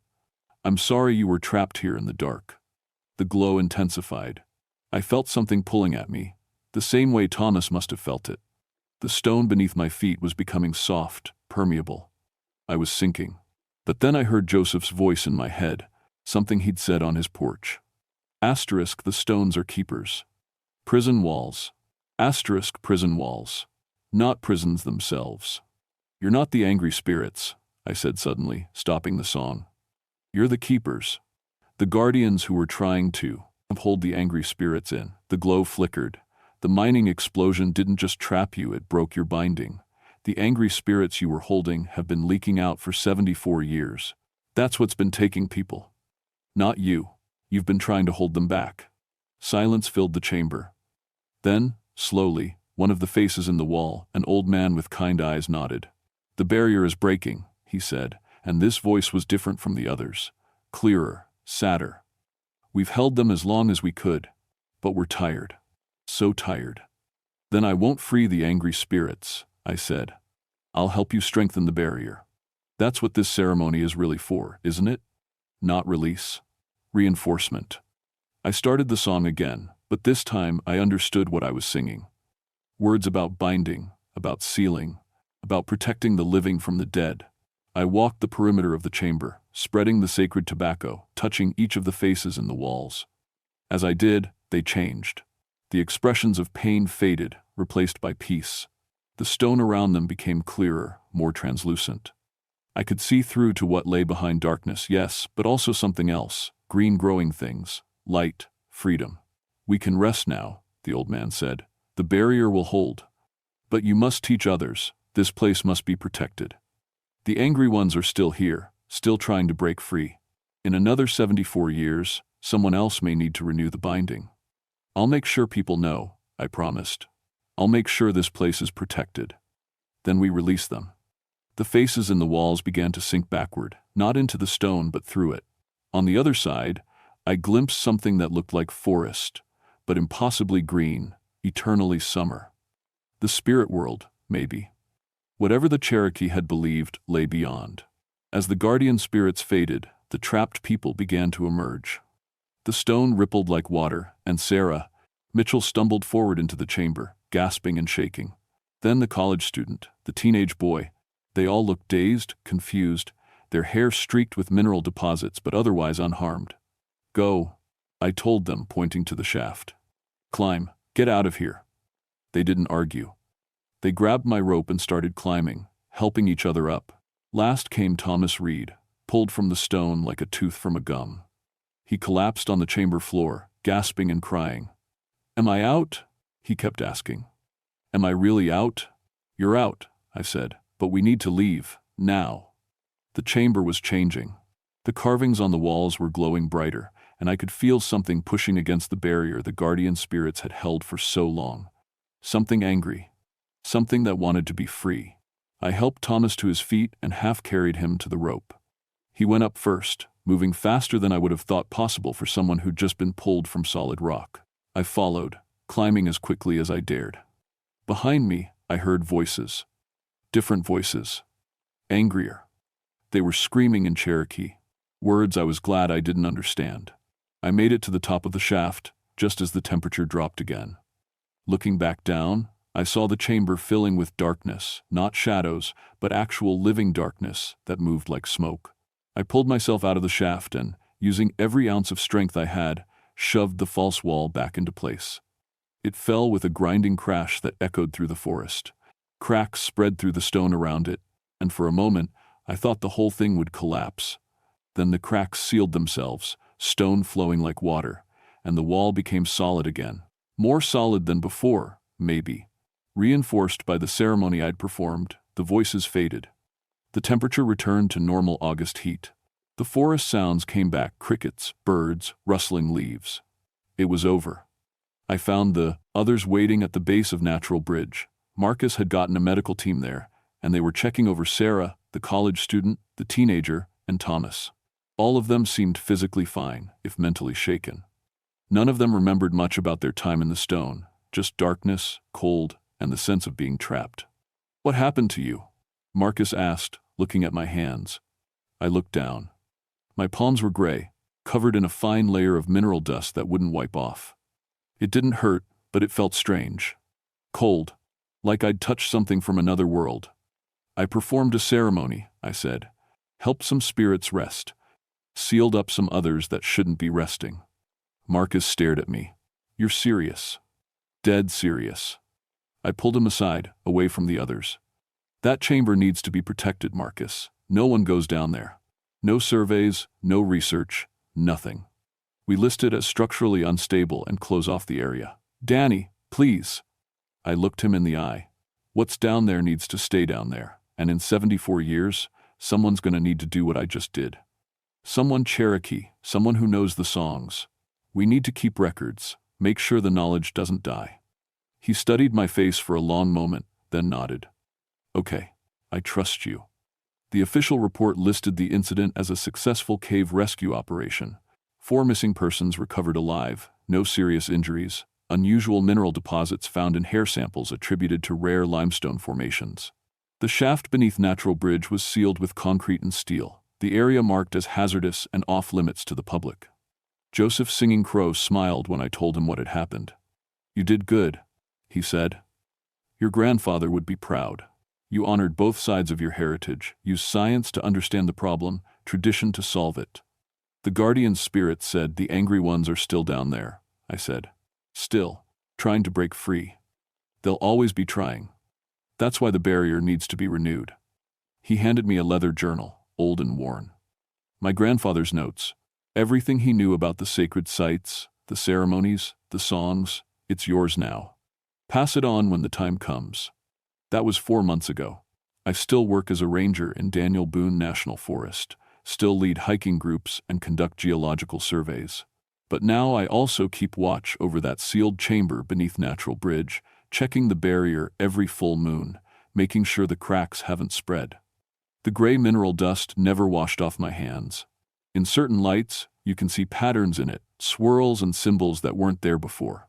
Sometimes, when I'm alone in the forest, I hear singing. Peaceful singing now, not angry. The guardian spirits at rest, the barrier holding strong. I've started teaching myself Cherokee, really learning it this time. I've tracked down elders who still remember the old songs, recorded everything they'll share with me. Because in 2037, someone's going to need to renew that barrier. Maybe me, if I'm still alive. Maybe someone I teach. The stone remembers, the earth remembers. And now I remember too.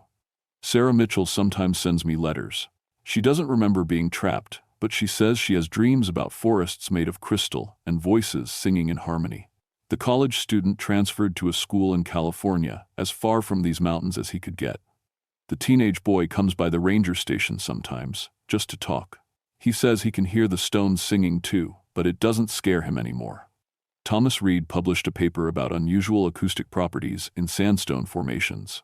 He never mentioned what really happened, but he did note that certain geological sites seem to have unexplained harmonic resonances that defy conventional analysis. Other researchers have started looking into it. I let them look. Science and the tradition don't have to be enemies. Sometimes they're just 2 different ways of seeing the same truth. Late at night, when I'm alone at the ranger station, I take out Joseph's journal and my grandfather's journal and the notes I've made myself. I write down everything I've learned, everything I've experienced. Because someday, someone's going to need this information. The stones are silent now, the singing has stopped, but the stones remember, and they're patient. And in 74 years, they'll sing again.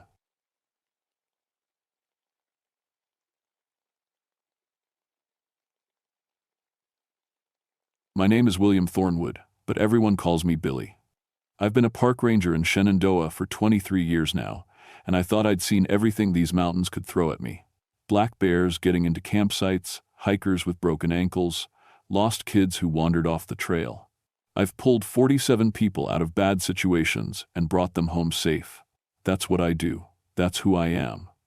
Or at least, that's who I was before Devil's Bathtub. I'm Cherokee on my mother's side, Scottish on my father's. Dad died in a coal mining accident when I was 16, and that's when I knew I wanted to work outside, where I could see the sky. My wife Sarah passed 6 years ago cancer, leaving me with 2 teenage daughters who think their old man is too careful about everything. Maybe I am. But careful keeps people alive in these mountains. It was late October 1974 when the call came in. 3 teenagers hadn't come back from a camping trip in the Devil's Bathtub area. That's a nasty part of the park. Way up in the hollow where the cell service dies and the radio signal gets swallowed by the ridgelines. It's 3,000 feet up, surrounded by limestone caves and rhododendron thickets so dense you can't see 3 feet in front of you. The mist never really leaves that place, even in summer. The missing kids were 72 hours overdue. In my experience, that's when things get serious. People can survive 3 days without water if they're lucky. But with the temperature dropping and a storm coming in, we were running out of time. I loaded up my pack with the usual gear: rope, first aid kit, emergency flares, topographic maps, my Coleman lantern. The radio was an old Vietnam-era military surplus thing, heavy as hell but reliable. Or so I thought. I checked my watch, 2 p.m. If I pushed hard, I could make it to Devil's Bathtub by nightfall. My grandmother used to tell me stories about that hollow. Cherokee stories. The old kind that made my skin prickle even as a kid. She called it the home of the Hollow King, a spirit that lived in the bones of the mountain.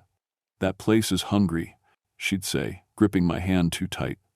It eats the young ones who don't show respect. I never believed her. I figured the stories were just meant to keep kids from wandering into dangerous ravines and getting themselves killed.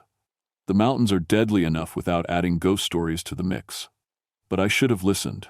The hike started normal enough. I followed the trail markers, checking for any sign of the missing kids. The forest was quiet, too quiet, now that I think about it. No birds singing, no squirrels rustling in the undergrowth, just my boots crunching on fallen leaves and my breath fogging in the cold air. About 5 miles in, I found the first trail marker. The kids had been leaving them, little cairns of stacked rocks to mark their path. Smart. Except these rocks weren't stacked normal. They were arranged in perfect spirals, each stone balanced impossibly on the one below. I crouched down and tried to knock one over. It wouldn't budge. The rocks were stuck together somehow, like they'd been fused. Lost people don't make art projects. They mark trails so they can find their way back. This was wrong. I radioed base camp. Station 7 to base, come in. Static. Just static, with something underneath it that almost sounded like breathing. Base.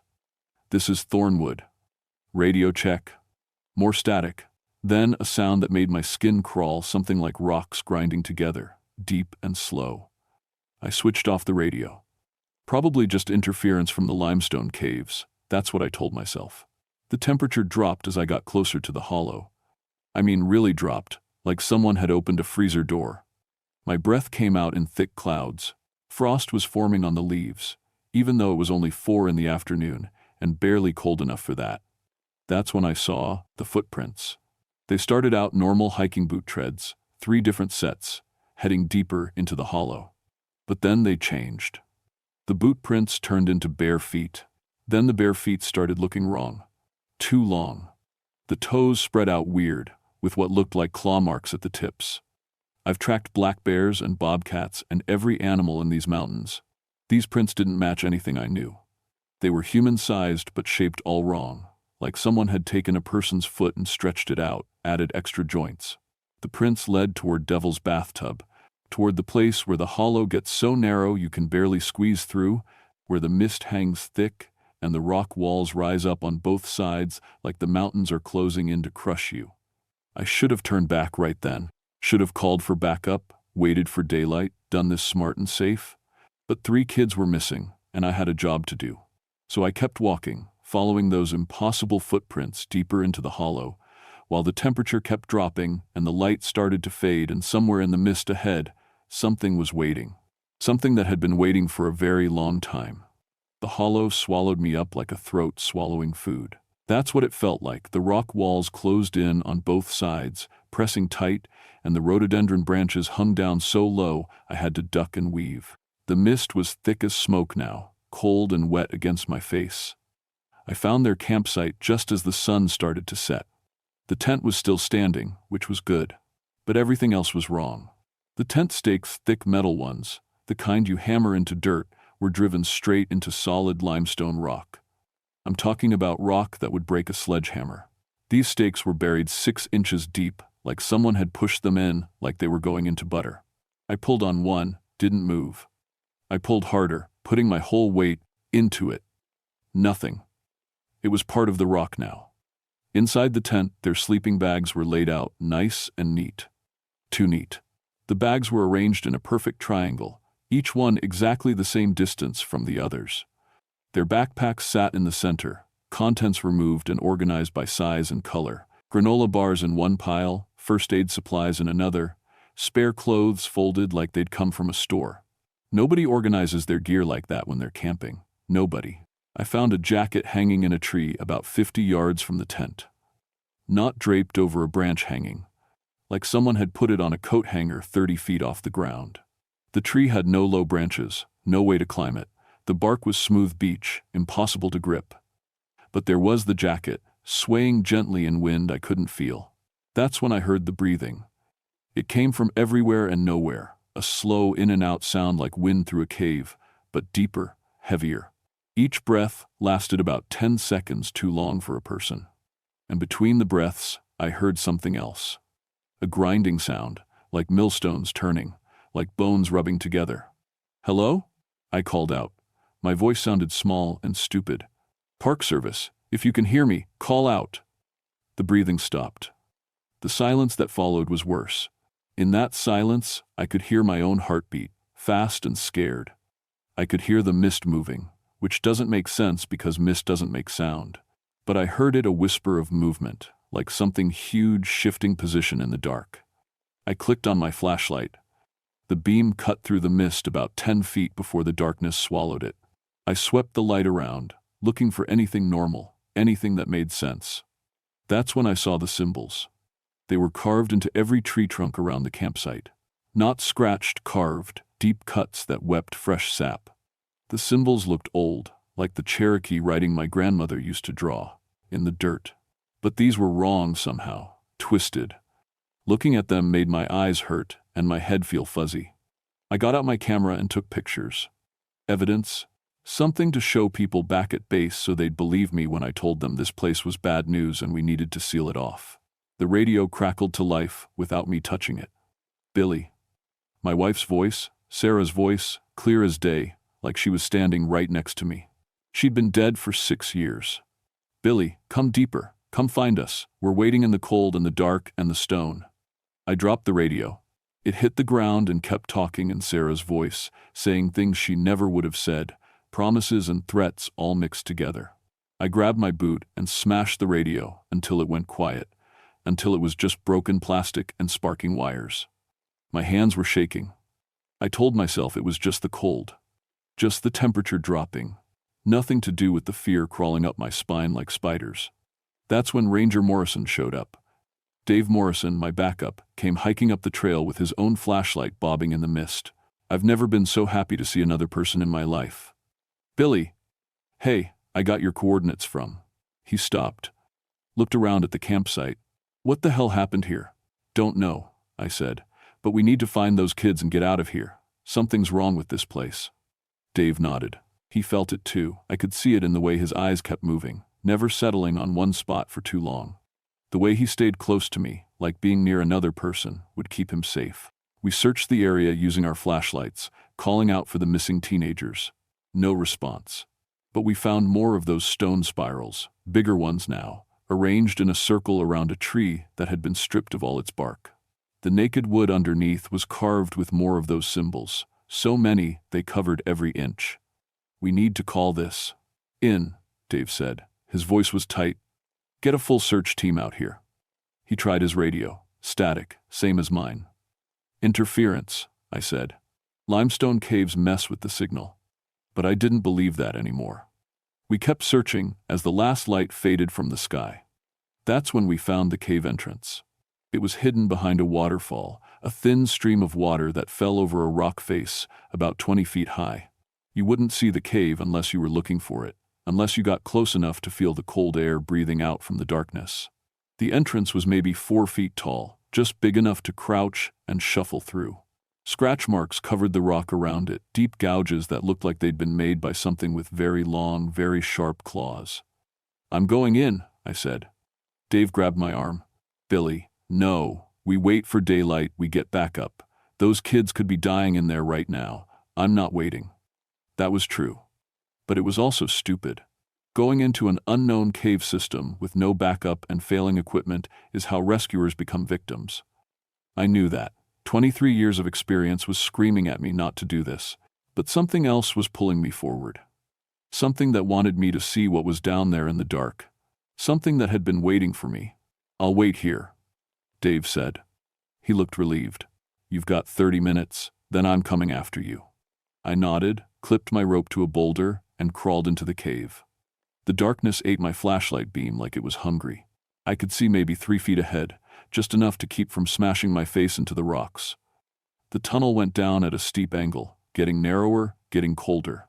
Water dripped somewhere ahead, each drop echoing weird too many echoes, like the cave had more space than it should. I found the bones about 50 feet in. They were arranged in piles against the cave walls. Human bones, old and yellow. Skulls stacked like firewood. Leg bones laid out in those same spiral patterns. And worse, some of the bones looked fresh. Still had bits of meat clinging to them. Still smelled like rot and copper. I counted at least 20 skulls, 20 people who'd died down here in the dark, 20 people who'd never made it out. That's when I heard the breathing again, much closer now.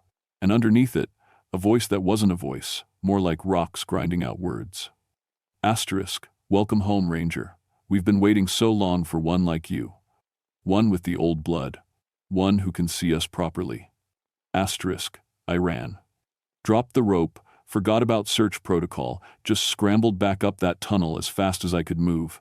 Behind me, I heard something big shifting position, stones scraping against stone, and a laugh that sounded like an avalanche starting. I burst out of the cave entrance, gasping for air, covered in cave dirt and my own sweat despite the freezing temperature. "Dave," I yelled. "Dave, we need to—" Dave was gone. His flashlight lay on the ground, still on. His backpack sat next to it, perfectly organized, contents arranged by size and color. His jacket hung in a tree 30 feet up, swaying in wind I couldn't feel. And in the dirt next to his flashlight, I saw footprints. Human feet that turned into something else. Something with too many joints and claws that dug deep into the frozen ground. The breathing started again, all around me, coming from the forest and the cave and the very air itself. I was alone in the hollow with something that had taken Dave Morrison. And it wasn't done hunting. I should have run then. Should have gotten out of that hollow as fast as my legs could carry me and never looked back. But rangers don't abandon people. That's not how we're trained. That's not who we are. Dave was gone. 3 kids were still missing. And whatever was down in that cave was responsible for all of it. I gathered up Dave's. The flashlight mine was nearly dead anyway, and tried to think. My training said, get to high ground, find a defensible position, wait for rescue. But there was no rescue coming. The radio was smashed. We were 15 miles from the nearest road. The storm was moving in, and I could feel the air pressure changing. That heavy feeling that meant snow was coming. I had maybe 6 hours until this place became completely impassable. I needed to find those kids and get out. That was the only plan that made sense. I started back toward the cave, moving slower now, watching the trees and the rocks and the mist that pressed in from all sides. The symbols carved into the trees seemed to glow faintly in my flashlight beam, pulsing like they were alive. That's when I heard the voice. Help, please. A girl's voice, weak and scared, coming from somewhere to my left. I turned, swinging the flashlight toward the sound. Where are you? I called. Keep talking so I can find you. Cold. So cold. Can't move. I pushed through the rhododendron thickets, branches scraping my face, thorns catching my jacket. The voice led me deeper into the hollow, away from the cave, toward a part of the forest where the trees grew twisted and wrong. I found her sitting against a tree trunk. She was maybe 17, blonde hair matted with dirt and leaves. One of the missing hikers. She wore a t-shirt and jeans, no jacket, even though the temperature had dropped below freezing. Her arms were crossed over her chest, and I could see strange marks on her forearms, carved symbols, the same ones from the trees, cut into her skin. It's okay, I said, kneeling down beside her. I'm a park ranger. You're safe now. Can you tell me your name? She looked up at me, and her eyes were wrong. The pupils were too large, swallowing up almost all the color. When she spoke, her voice had 2 layers, her own voice on top, and something deeper, Underneath, asterisk, the Hollow King says welcome. The Hollow King says thank you for coming. The Hollow King says you have the old blood, and the old blood tastes best. She grabbed my wrist with impossible strength. Her fingers were ice cold and her grip felt like steel. The symbols on her arms started to glow, the same faint pulsing light as the ones on the trees. I yanked my arm free and stumbled backward. The girl's head tilted to one side, too far, like her neck was broken. She smiled, and her teeth looked too sharp. Asterisk, he's in the stone, asterisk, she whispered. Asterisk, he's in the roots, he's in the bones of the mountain, he's been here since the first people walked these hills. And he's so very hungry. Asterisk. The ground started to shake. Not like an earthquake, like something huge moving underground. The tree roots around the girl began to writhe and twist, wrapping around her legs, pulling her down into the earth. She kept smiling that terrible smile as the roots covered her face, as the ground swallowed her up as she disappeared completely. The shaking stopped. The tree looked normal again, just an old oak in a dark forest. But the girl was gone, like she'd never been there at all. I ran. I crashed through the forest, not caring about stealth or caution, just needing to move, needing to get away from that spot. Tree branches whipped my face. Roots tried to trip me. The mist got thicker, until I could barely see 3 feet ahead. And then the forest opened up into a clearing. It was a natural amphitheater, a bowl-shaped depression in the hollow, with rock walls rising up on all sides. In the center stood a massive boulder, easily 15 feet tall, covered in those carved symbols. The 2 other missing hikers were there. They hung suspended in mid-air, wrapped in what looked like tree roots but moved like living things. The roots had grown through their clothes, through their skin, holding them up like puppets. Their eyes were closed. They weren't moving. No, no, no. I ran forward, pulling out my knife, trying to cut them down. The roots tightened. The kids gasped, their eyes flying open. But they didn't look at me. They looked past me, at something behind me, and their faces filled with terror. I turned around. The Hollow King was there. It was huge, had to be 12 feet tall, and it looked like someone had taken a man, a deer, and a tree, and smashed them all together into something that shouldn't exist. Its body was covered in bark that looked like skin, cracked and oozing something dark. Massive antlers grew from its head, scraping the rock walls above. Its face was almost human, but the mouth was too wide, filled with teeth made of stone. Its eyes glowed with that same pulsing light as the symbols, ancient and hungry and patient. When it moved, I heard rocks grinding together. When it breathed, the whole clearing seemed to breathe with it. Asterisk, welcome, William Thornwood, asterisk, it said, and its voice was the sound of caves collapsing, of stones falling into darkness. Asterisk, your grandmother told you about me. You should have listened. Asterisk, I couldn't move, couldn't think. Every instinct screamed at me to run, but my legs wouldn't work. I was frozen, staring at this impossible thing, this creature that shouldn't exist. Asterisk, I am old, asterisk, it said. Asterisk, I was here before your Cherokee ancestors. I was here before the mountains rose. I sleep in the bones of the earth, and I wake when the young and foolish wander into my hollow. I feed on fear, I feed on youth. I feed on the warmth of living things in this cold place. Asterisk. It took a step toward me. The ground cracked where its foot came down. Stone and earth moved around it like water, flowing, reshaping. Asterisk, you have the old blood, asterisk, it said. Asterisk, you can see me truly, you can hear me clearly. And that makes you special, Ranger. That makes you valuable. Asterisk. Behind it, the 2 suspended teenagers started to change. Their skin turned gray, like stone. Their hair fell out. They were aging decades and seconds, their life being drained away to feed this thing. Asterisk, I will give you a choice, asterisk, the Hollow King said. Asterisk, take their place. Become the guardian of this hollow. Feed me with your life, slowly, over many years. Or run, and let them die now, and know that I will hunt your daughters next. I know where they live, William. I can feel them through the earth, young and sweet and full of warmth. Asterisk, my daughters. It was threatening my daughters. The fear broke. Something else took its place, something hot and angry and desperate.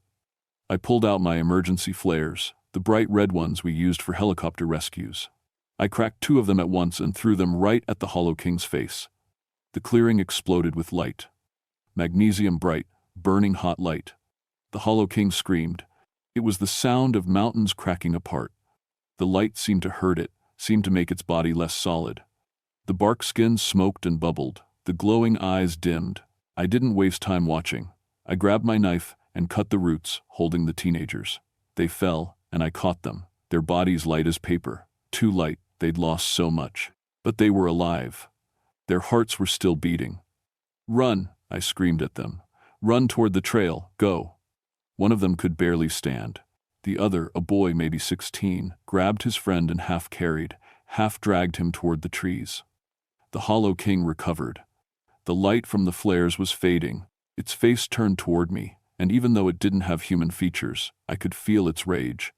Asterisk, you cannot win, Ranger. I am the mountain, I am the stone. I am forever. Asterisk, the ground beneath my feet started to crack open. Stone hands made of living rock reached up, grabbing at my ankles. The rock walls of the amphitheater began to move inward, slowly, deliberately, trying to crush everything in the clearing. I remembered my grandmother's voice. Asterisk, show respect, sing the old songs. Remember who you are. Asterisk, I started singing. It was a Cherokee protection song she'd taught me when I was little. Words I barely understood but had memorized anyway. My voice shook. The melody was probably wrong. But I sang it loud, sang it desperate, sang it like my life depended on it, because it did. The Hollow King stopped, its head tilted, listening. Asterisk, you remember asterisk, it said, and for the first time it sounded uncertain. Asterisk, the old words. The old ways. Asterisk, the stone hands released my ankles, the walls stopped moving. Asterisk, perhaps you are worthy after all. Asterisk. And then the cave system behind us exploded. Water burst out from every crack and crevice, a flood of underground river breaking through. The Hollow King roared as the water hit it, washing over its bark skin body, and where the water touched, the bark cracked and fell away like dead wood. The boulder in the center of the clearing split in half. The carved symbols flickered and died. The whole hollow shook like an earthquake had hit it. I ran. I didn't think, didn't plan, just ran toward where the teenagers had gone, toward the trail, toward anything that wasn't that clearing. Behind me, I heard the Hollow King's scream cut off suddenly, replaced by the sound of rocks falling, caves collapsing, the hollow folding in on itself. I found the teenagers collapsed about 100 yards away. They were conscious, barely, aged but alive. I got them to their feet, and we stumbled through the forest together as the world fell apart around us. The hollow was destroying itself. Every tree carved with symbols burst into flames. The ground cracked open in dozens of places. Water poured out of cracks in the rock walls, flooding the low areas. We reached the trail just as the storm hit snow and sleet, blinding and cold. But it was better than what was behind us. Anything was better than what was behind us. We walked through that storm for 3 days. I don't remember most of it, just putting one foot in front of the other, keeping the kids moving, following the trail markers by feel more than sight.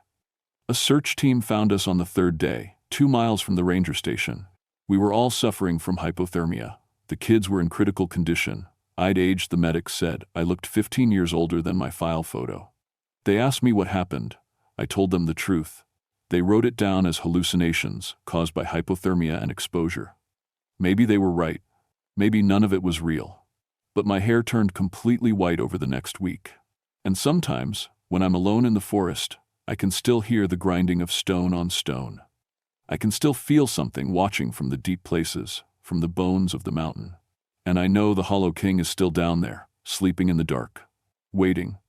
They kept us in the hospital for a week. The 2 teenagers I'd pulled out, Michael Chen and Sarah Rodriguez, couldn't remember anything after entering Devil's bathtub. The doctors said that was normal with severe hypothermia. The brain shuts down, protects itself by erasing the trauma. But I saw how they looked at the forest through their hospital window, how they flinched when the lights flickered, how Sarah's hands shook whenever someone mentioned camping. They remembered something. The 3rd teenager, the girl who'd grabbed my wrist, they found her body 3 weeks later, buried under a rock slide. The autopsy showed she'd been dead for at least 10 days. which meant when I saw her in the forest, when she spoke in that double-layered voice, she was already gone. Dave Morrison's body never turned up. He's still listed as missing, presumed dead. His wife visits me sometimes. She wants to know what happened. I tell her it was an accident, that the hollow is dangerous, that sometimes the mountains take people and don't give them back. I don't tell her about the jacket hanging 30 feet up in a tree. About the footprints that changed from human to something else. About how I heard Dave's voice calling for help from 5 different directions at once, after I saw his gear organized on the ground. Some truths are worse than not knowing. The Park Service sealed off Devil's Bathtub. They blamed it on geological instability, said the cave systems were collapsing, the whole hollow was at risk. They put up fences and warning signs and threatened trespassers with federal charges. I retired early. Took my pension at 47 years old, officially diagnosed with post-traumatic stress disorder and chronic anxiety. The department was understanding. They gave me a nice plaque, thanked me for my 23 years of service, and ushered me out the door before I could say too much to the media. But here's the thing about retirement, it gives you time to research. I spent months in the library, digging through old records, Cherokee oral histories, colonial-era documents, missing person reports going back 150 years. Devil's Bathtub wasn't always called that. The Cherokee name translates to the mouth that drinks. According to the stories, it was a sacred place where the earth spirits slept, where you left offerings to keep the old powers happy. When the loggers came in the 1800s and started clear-cutting the forest, ignoring the warnings, that's when the disappearances started. Whole logging camps vanished overnight. Search parties went in and never came out. The survivors, the ones who ran, they all told the same story. Something in the hollow was hunting them. Something that looked like a man with a deer's head and a body made of stone and wood. Something that moved through the earth itself and couldn't be killed because it was part of the mountain. The Hollow King. Some Cherokee traditions said it was a guardian spirit that went mad. Others said it was something much older, something that existed before spirits and gods, a piece of the earth itself that had learned to think and hunger. I found 17 documented cases of people disappearing in that hollow. Those were just the ones that made it into official records. The Cherokee elders I talked to, the ones who would speak to me, said the real number was closer to 100. That place is a wound, Joseph Featherstone told me. He was 93, a tribal elder who'd known my grandmother. The earth is sick there, infected. The Hollow King is like an infection that gained consciousness. It feeds on life to sustain itself, but it's never satisfied. It's always hungry. Why didn't you warn people? I asked him. Why didn't you tell the Park Service? He laughed, but it wasn't a happy sound. Would they have listened? Would you have listened before you saw it? He was right, I wouldn't have. Your grandmother tried to seal it, Joseph said, back in the 30s after her younger brother disappeared in there. She and 3 other elders went into the hollow with the old rituals, the sacred songs, only she came out. She told me they'd weakened it, bound it deeper in the earth, said it would sleep for decades before it got strong enough to hunt again. How long does it take to recover? 40 years, maybe 50. Depends on how much life it can steal while it's weak. Small animals at first, then bigger prey, then people when it's strong enough. I did the math. My grandmother's ritual happened in 1934. 40 years later was 1974, the exact year I went into Devil's Bathtub. It was waiting for me, I said. Specifically for me. It knew I had Cherokee blood. It knew I could see it properly. Joseph nodded. People with the old blood, we can perceive things others can't. To most people, the Hollow King would just feel like fear and wrongness. They'd run without knowing why. But someone like you, like your grandmother, you can see its true form. And that makes you valuable to it. Why? Because if it can consume someone with the old blood, it gains power. Your life force is richer, more connected to the land. It can feed for years on one person like you, instead of needing dozens of regular victims. I thought about the choice it had offered me. Become the guardian, let it feed on me slowly, or let the kids die. I should have taken the deal, I said quietly. If you had, it would have grown strong enough to break free of the hollow, to hunt anywhere in these mountains. You did the right thing, Billy. You broke its power again. Sent it back to sleep. For how long?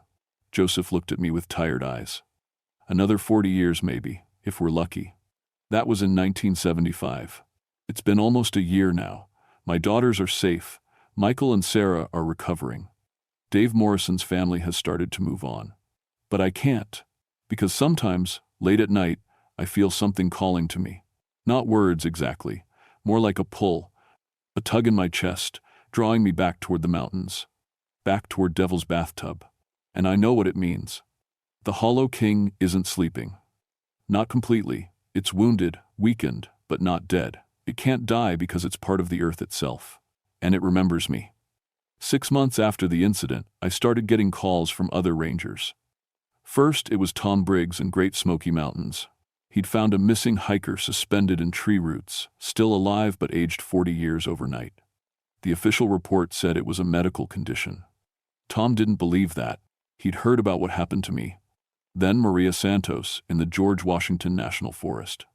3 teenagers disappeared near a place the locals called the Devil's Kitchen. She found symbols carved into trees, impossible stone arrangements, a cave entrance that breathed cold air even in summer.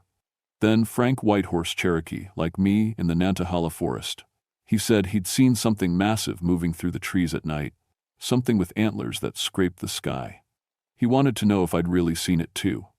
I told them all the same thing: seal off the area, don't go in alone, don't investigate caves without backup, and for God's sake, listen to the local indigenous people when they say a place is bad. But I also told them the truth. Sometimes sealing off an area isn't enough. Sometimes the danger doesn't stay contained. The Appalachian Mountains are old. I mean really old, some of the oldest mountains on Earth. They were here before humans, before mammals, before dinosaurs. And in all that time, in all those dark hollows and deep caves, things have been sleeping. Things that wake up hungry. The Hollow King isn't unique, it's just one of many. And they're all connected somehow. Through the roots and stone, through the bones of the mountains themselves. Joseph Featherstone died 3 months after our conversation. Heart attack, the doctors said. But I received a letter from him a week after his funeral, postmarked the day he died. Inside was a single page with Cherokee symbols and a note in English. Billy, if you're reading this, I'm gone. That's good. What I need to tell you is too dangerous to say out loud. The Hollow King is part of something bigger. Something that sleeps beneath all these mountains. We've kept it sleeping for centuries with rituals and sacrifices and careful tending. But fewer people know the old ways now. Fewer people believe. And when belief dies, the bindings weaken. I'm too old to fight anymore. But you're not. Find the others like you. Teach them. Guard the deep places. Because if the old things wake fully, Billy, we're not going to survive it. The mountains will take back what we built. Jay, I keep that letter in my desk drawer. Read it sometimes when I can't sleep. I've started training others. Quietly. Rangers with indigenous heritage, people who can feel the wrongness in certain places. I teach them the protection songs my grandmother taught me. Show them how to recognize the signs of something ancient stirring. Give them my phone number and tell them to call if they see anything impossible. We're not official. We're not even organized, really. Just a loose network of people who know the truth. The wilderness isn't empty. Some places are older than they should be. Some places are hungry.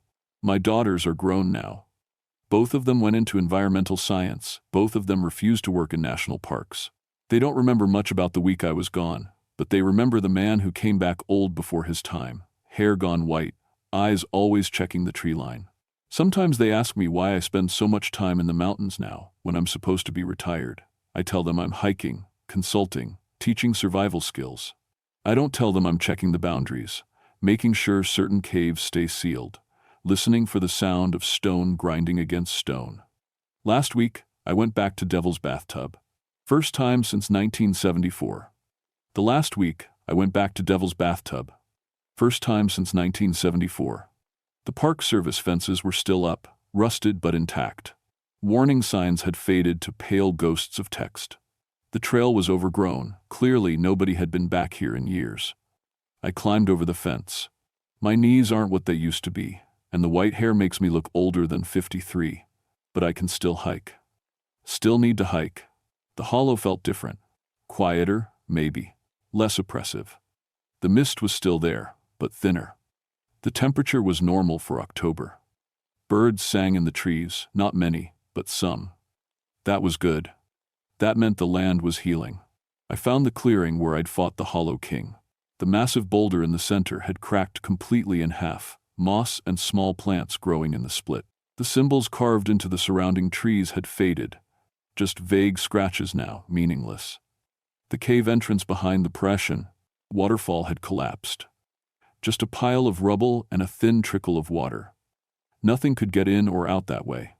I stood there for a long time, listening, waiting. No grinding of stone. No breathing that came from everywhere and nowhere. No pull in my chest drawing me deeper. Just wind through the trees, just water over rocks, just the normal sounds of a forest in autumn. Sleep well, I said to the hollow. Sleep for another 40 years. Sleep forever, if you can. I left an offering at the base of the split boulder, tobacco and cornmeal, the old way. My grandmother would have approved. As I hiked out, I passed a young couple coming in, climbing over the fence with backpacks and camping gear. They looked maybe 22, 23, full of confidence, full of life. "Hey," I called to them. "You know this area's closed, right?" The guy grinned. "Yeah, but that just makes it more fun. We heard there's some amazing caves back here." His girlfriend nodded enthusiastically. "We're experienced cavers. Don't worry, old-timer. We know what we're doing." I could have stopped them, could have told them everything. But I looked at their faces, so young, so sure of themselves, and knew they wouldn't believe me. Nobody ever believes until they see it themselves. "Just be careful," I said. "Stay together. Don't go into any caves alone. And if you feel wrong, like the place is wrong, trust that feeling. Get out." They nodded politely, the way young people do when they're humoring someone's grandfather, and kept hiking toward the hollow. I watched them disappear into the mist. Then I hiked to my truck, drove to the nearest ranger station, and reported 2 hikers in a closed area of Devil's Bathtub. The rangers would go in and escort them out. Standard procedure. The kids would be mad. They'd never know I saved their lives. That's okay. I'm used to people not believing me. But here's the thing, and this is why I'm telling this story, why I'm putting it all down on paper. The Hollow King is sleeping now, wounded, weak, but it's not gone. It can't be gone, because you can't kill a piece of the earth itself. And in 40 years, around 2014 or 2015, it'll be strong enough to wake up again, strong enough to hunt. My daughters will be in their 50s by then. Maybe they'll have grandchildren. Maybe those grandchildren will want to explore the beautiful Shenandoah Mountains, hike the famous trails, camp under the stars. Maybe they'll hear about a place called Devil's Bathtub. Maybe they'll think it sounds exciting. I'll be gone by then. I'm 53 now, aged beyond my years.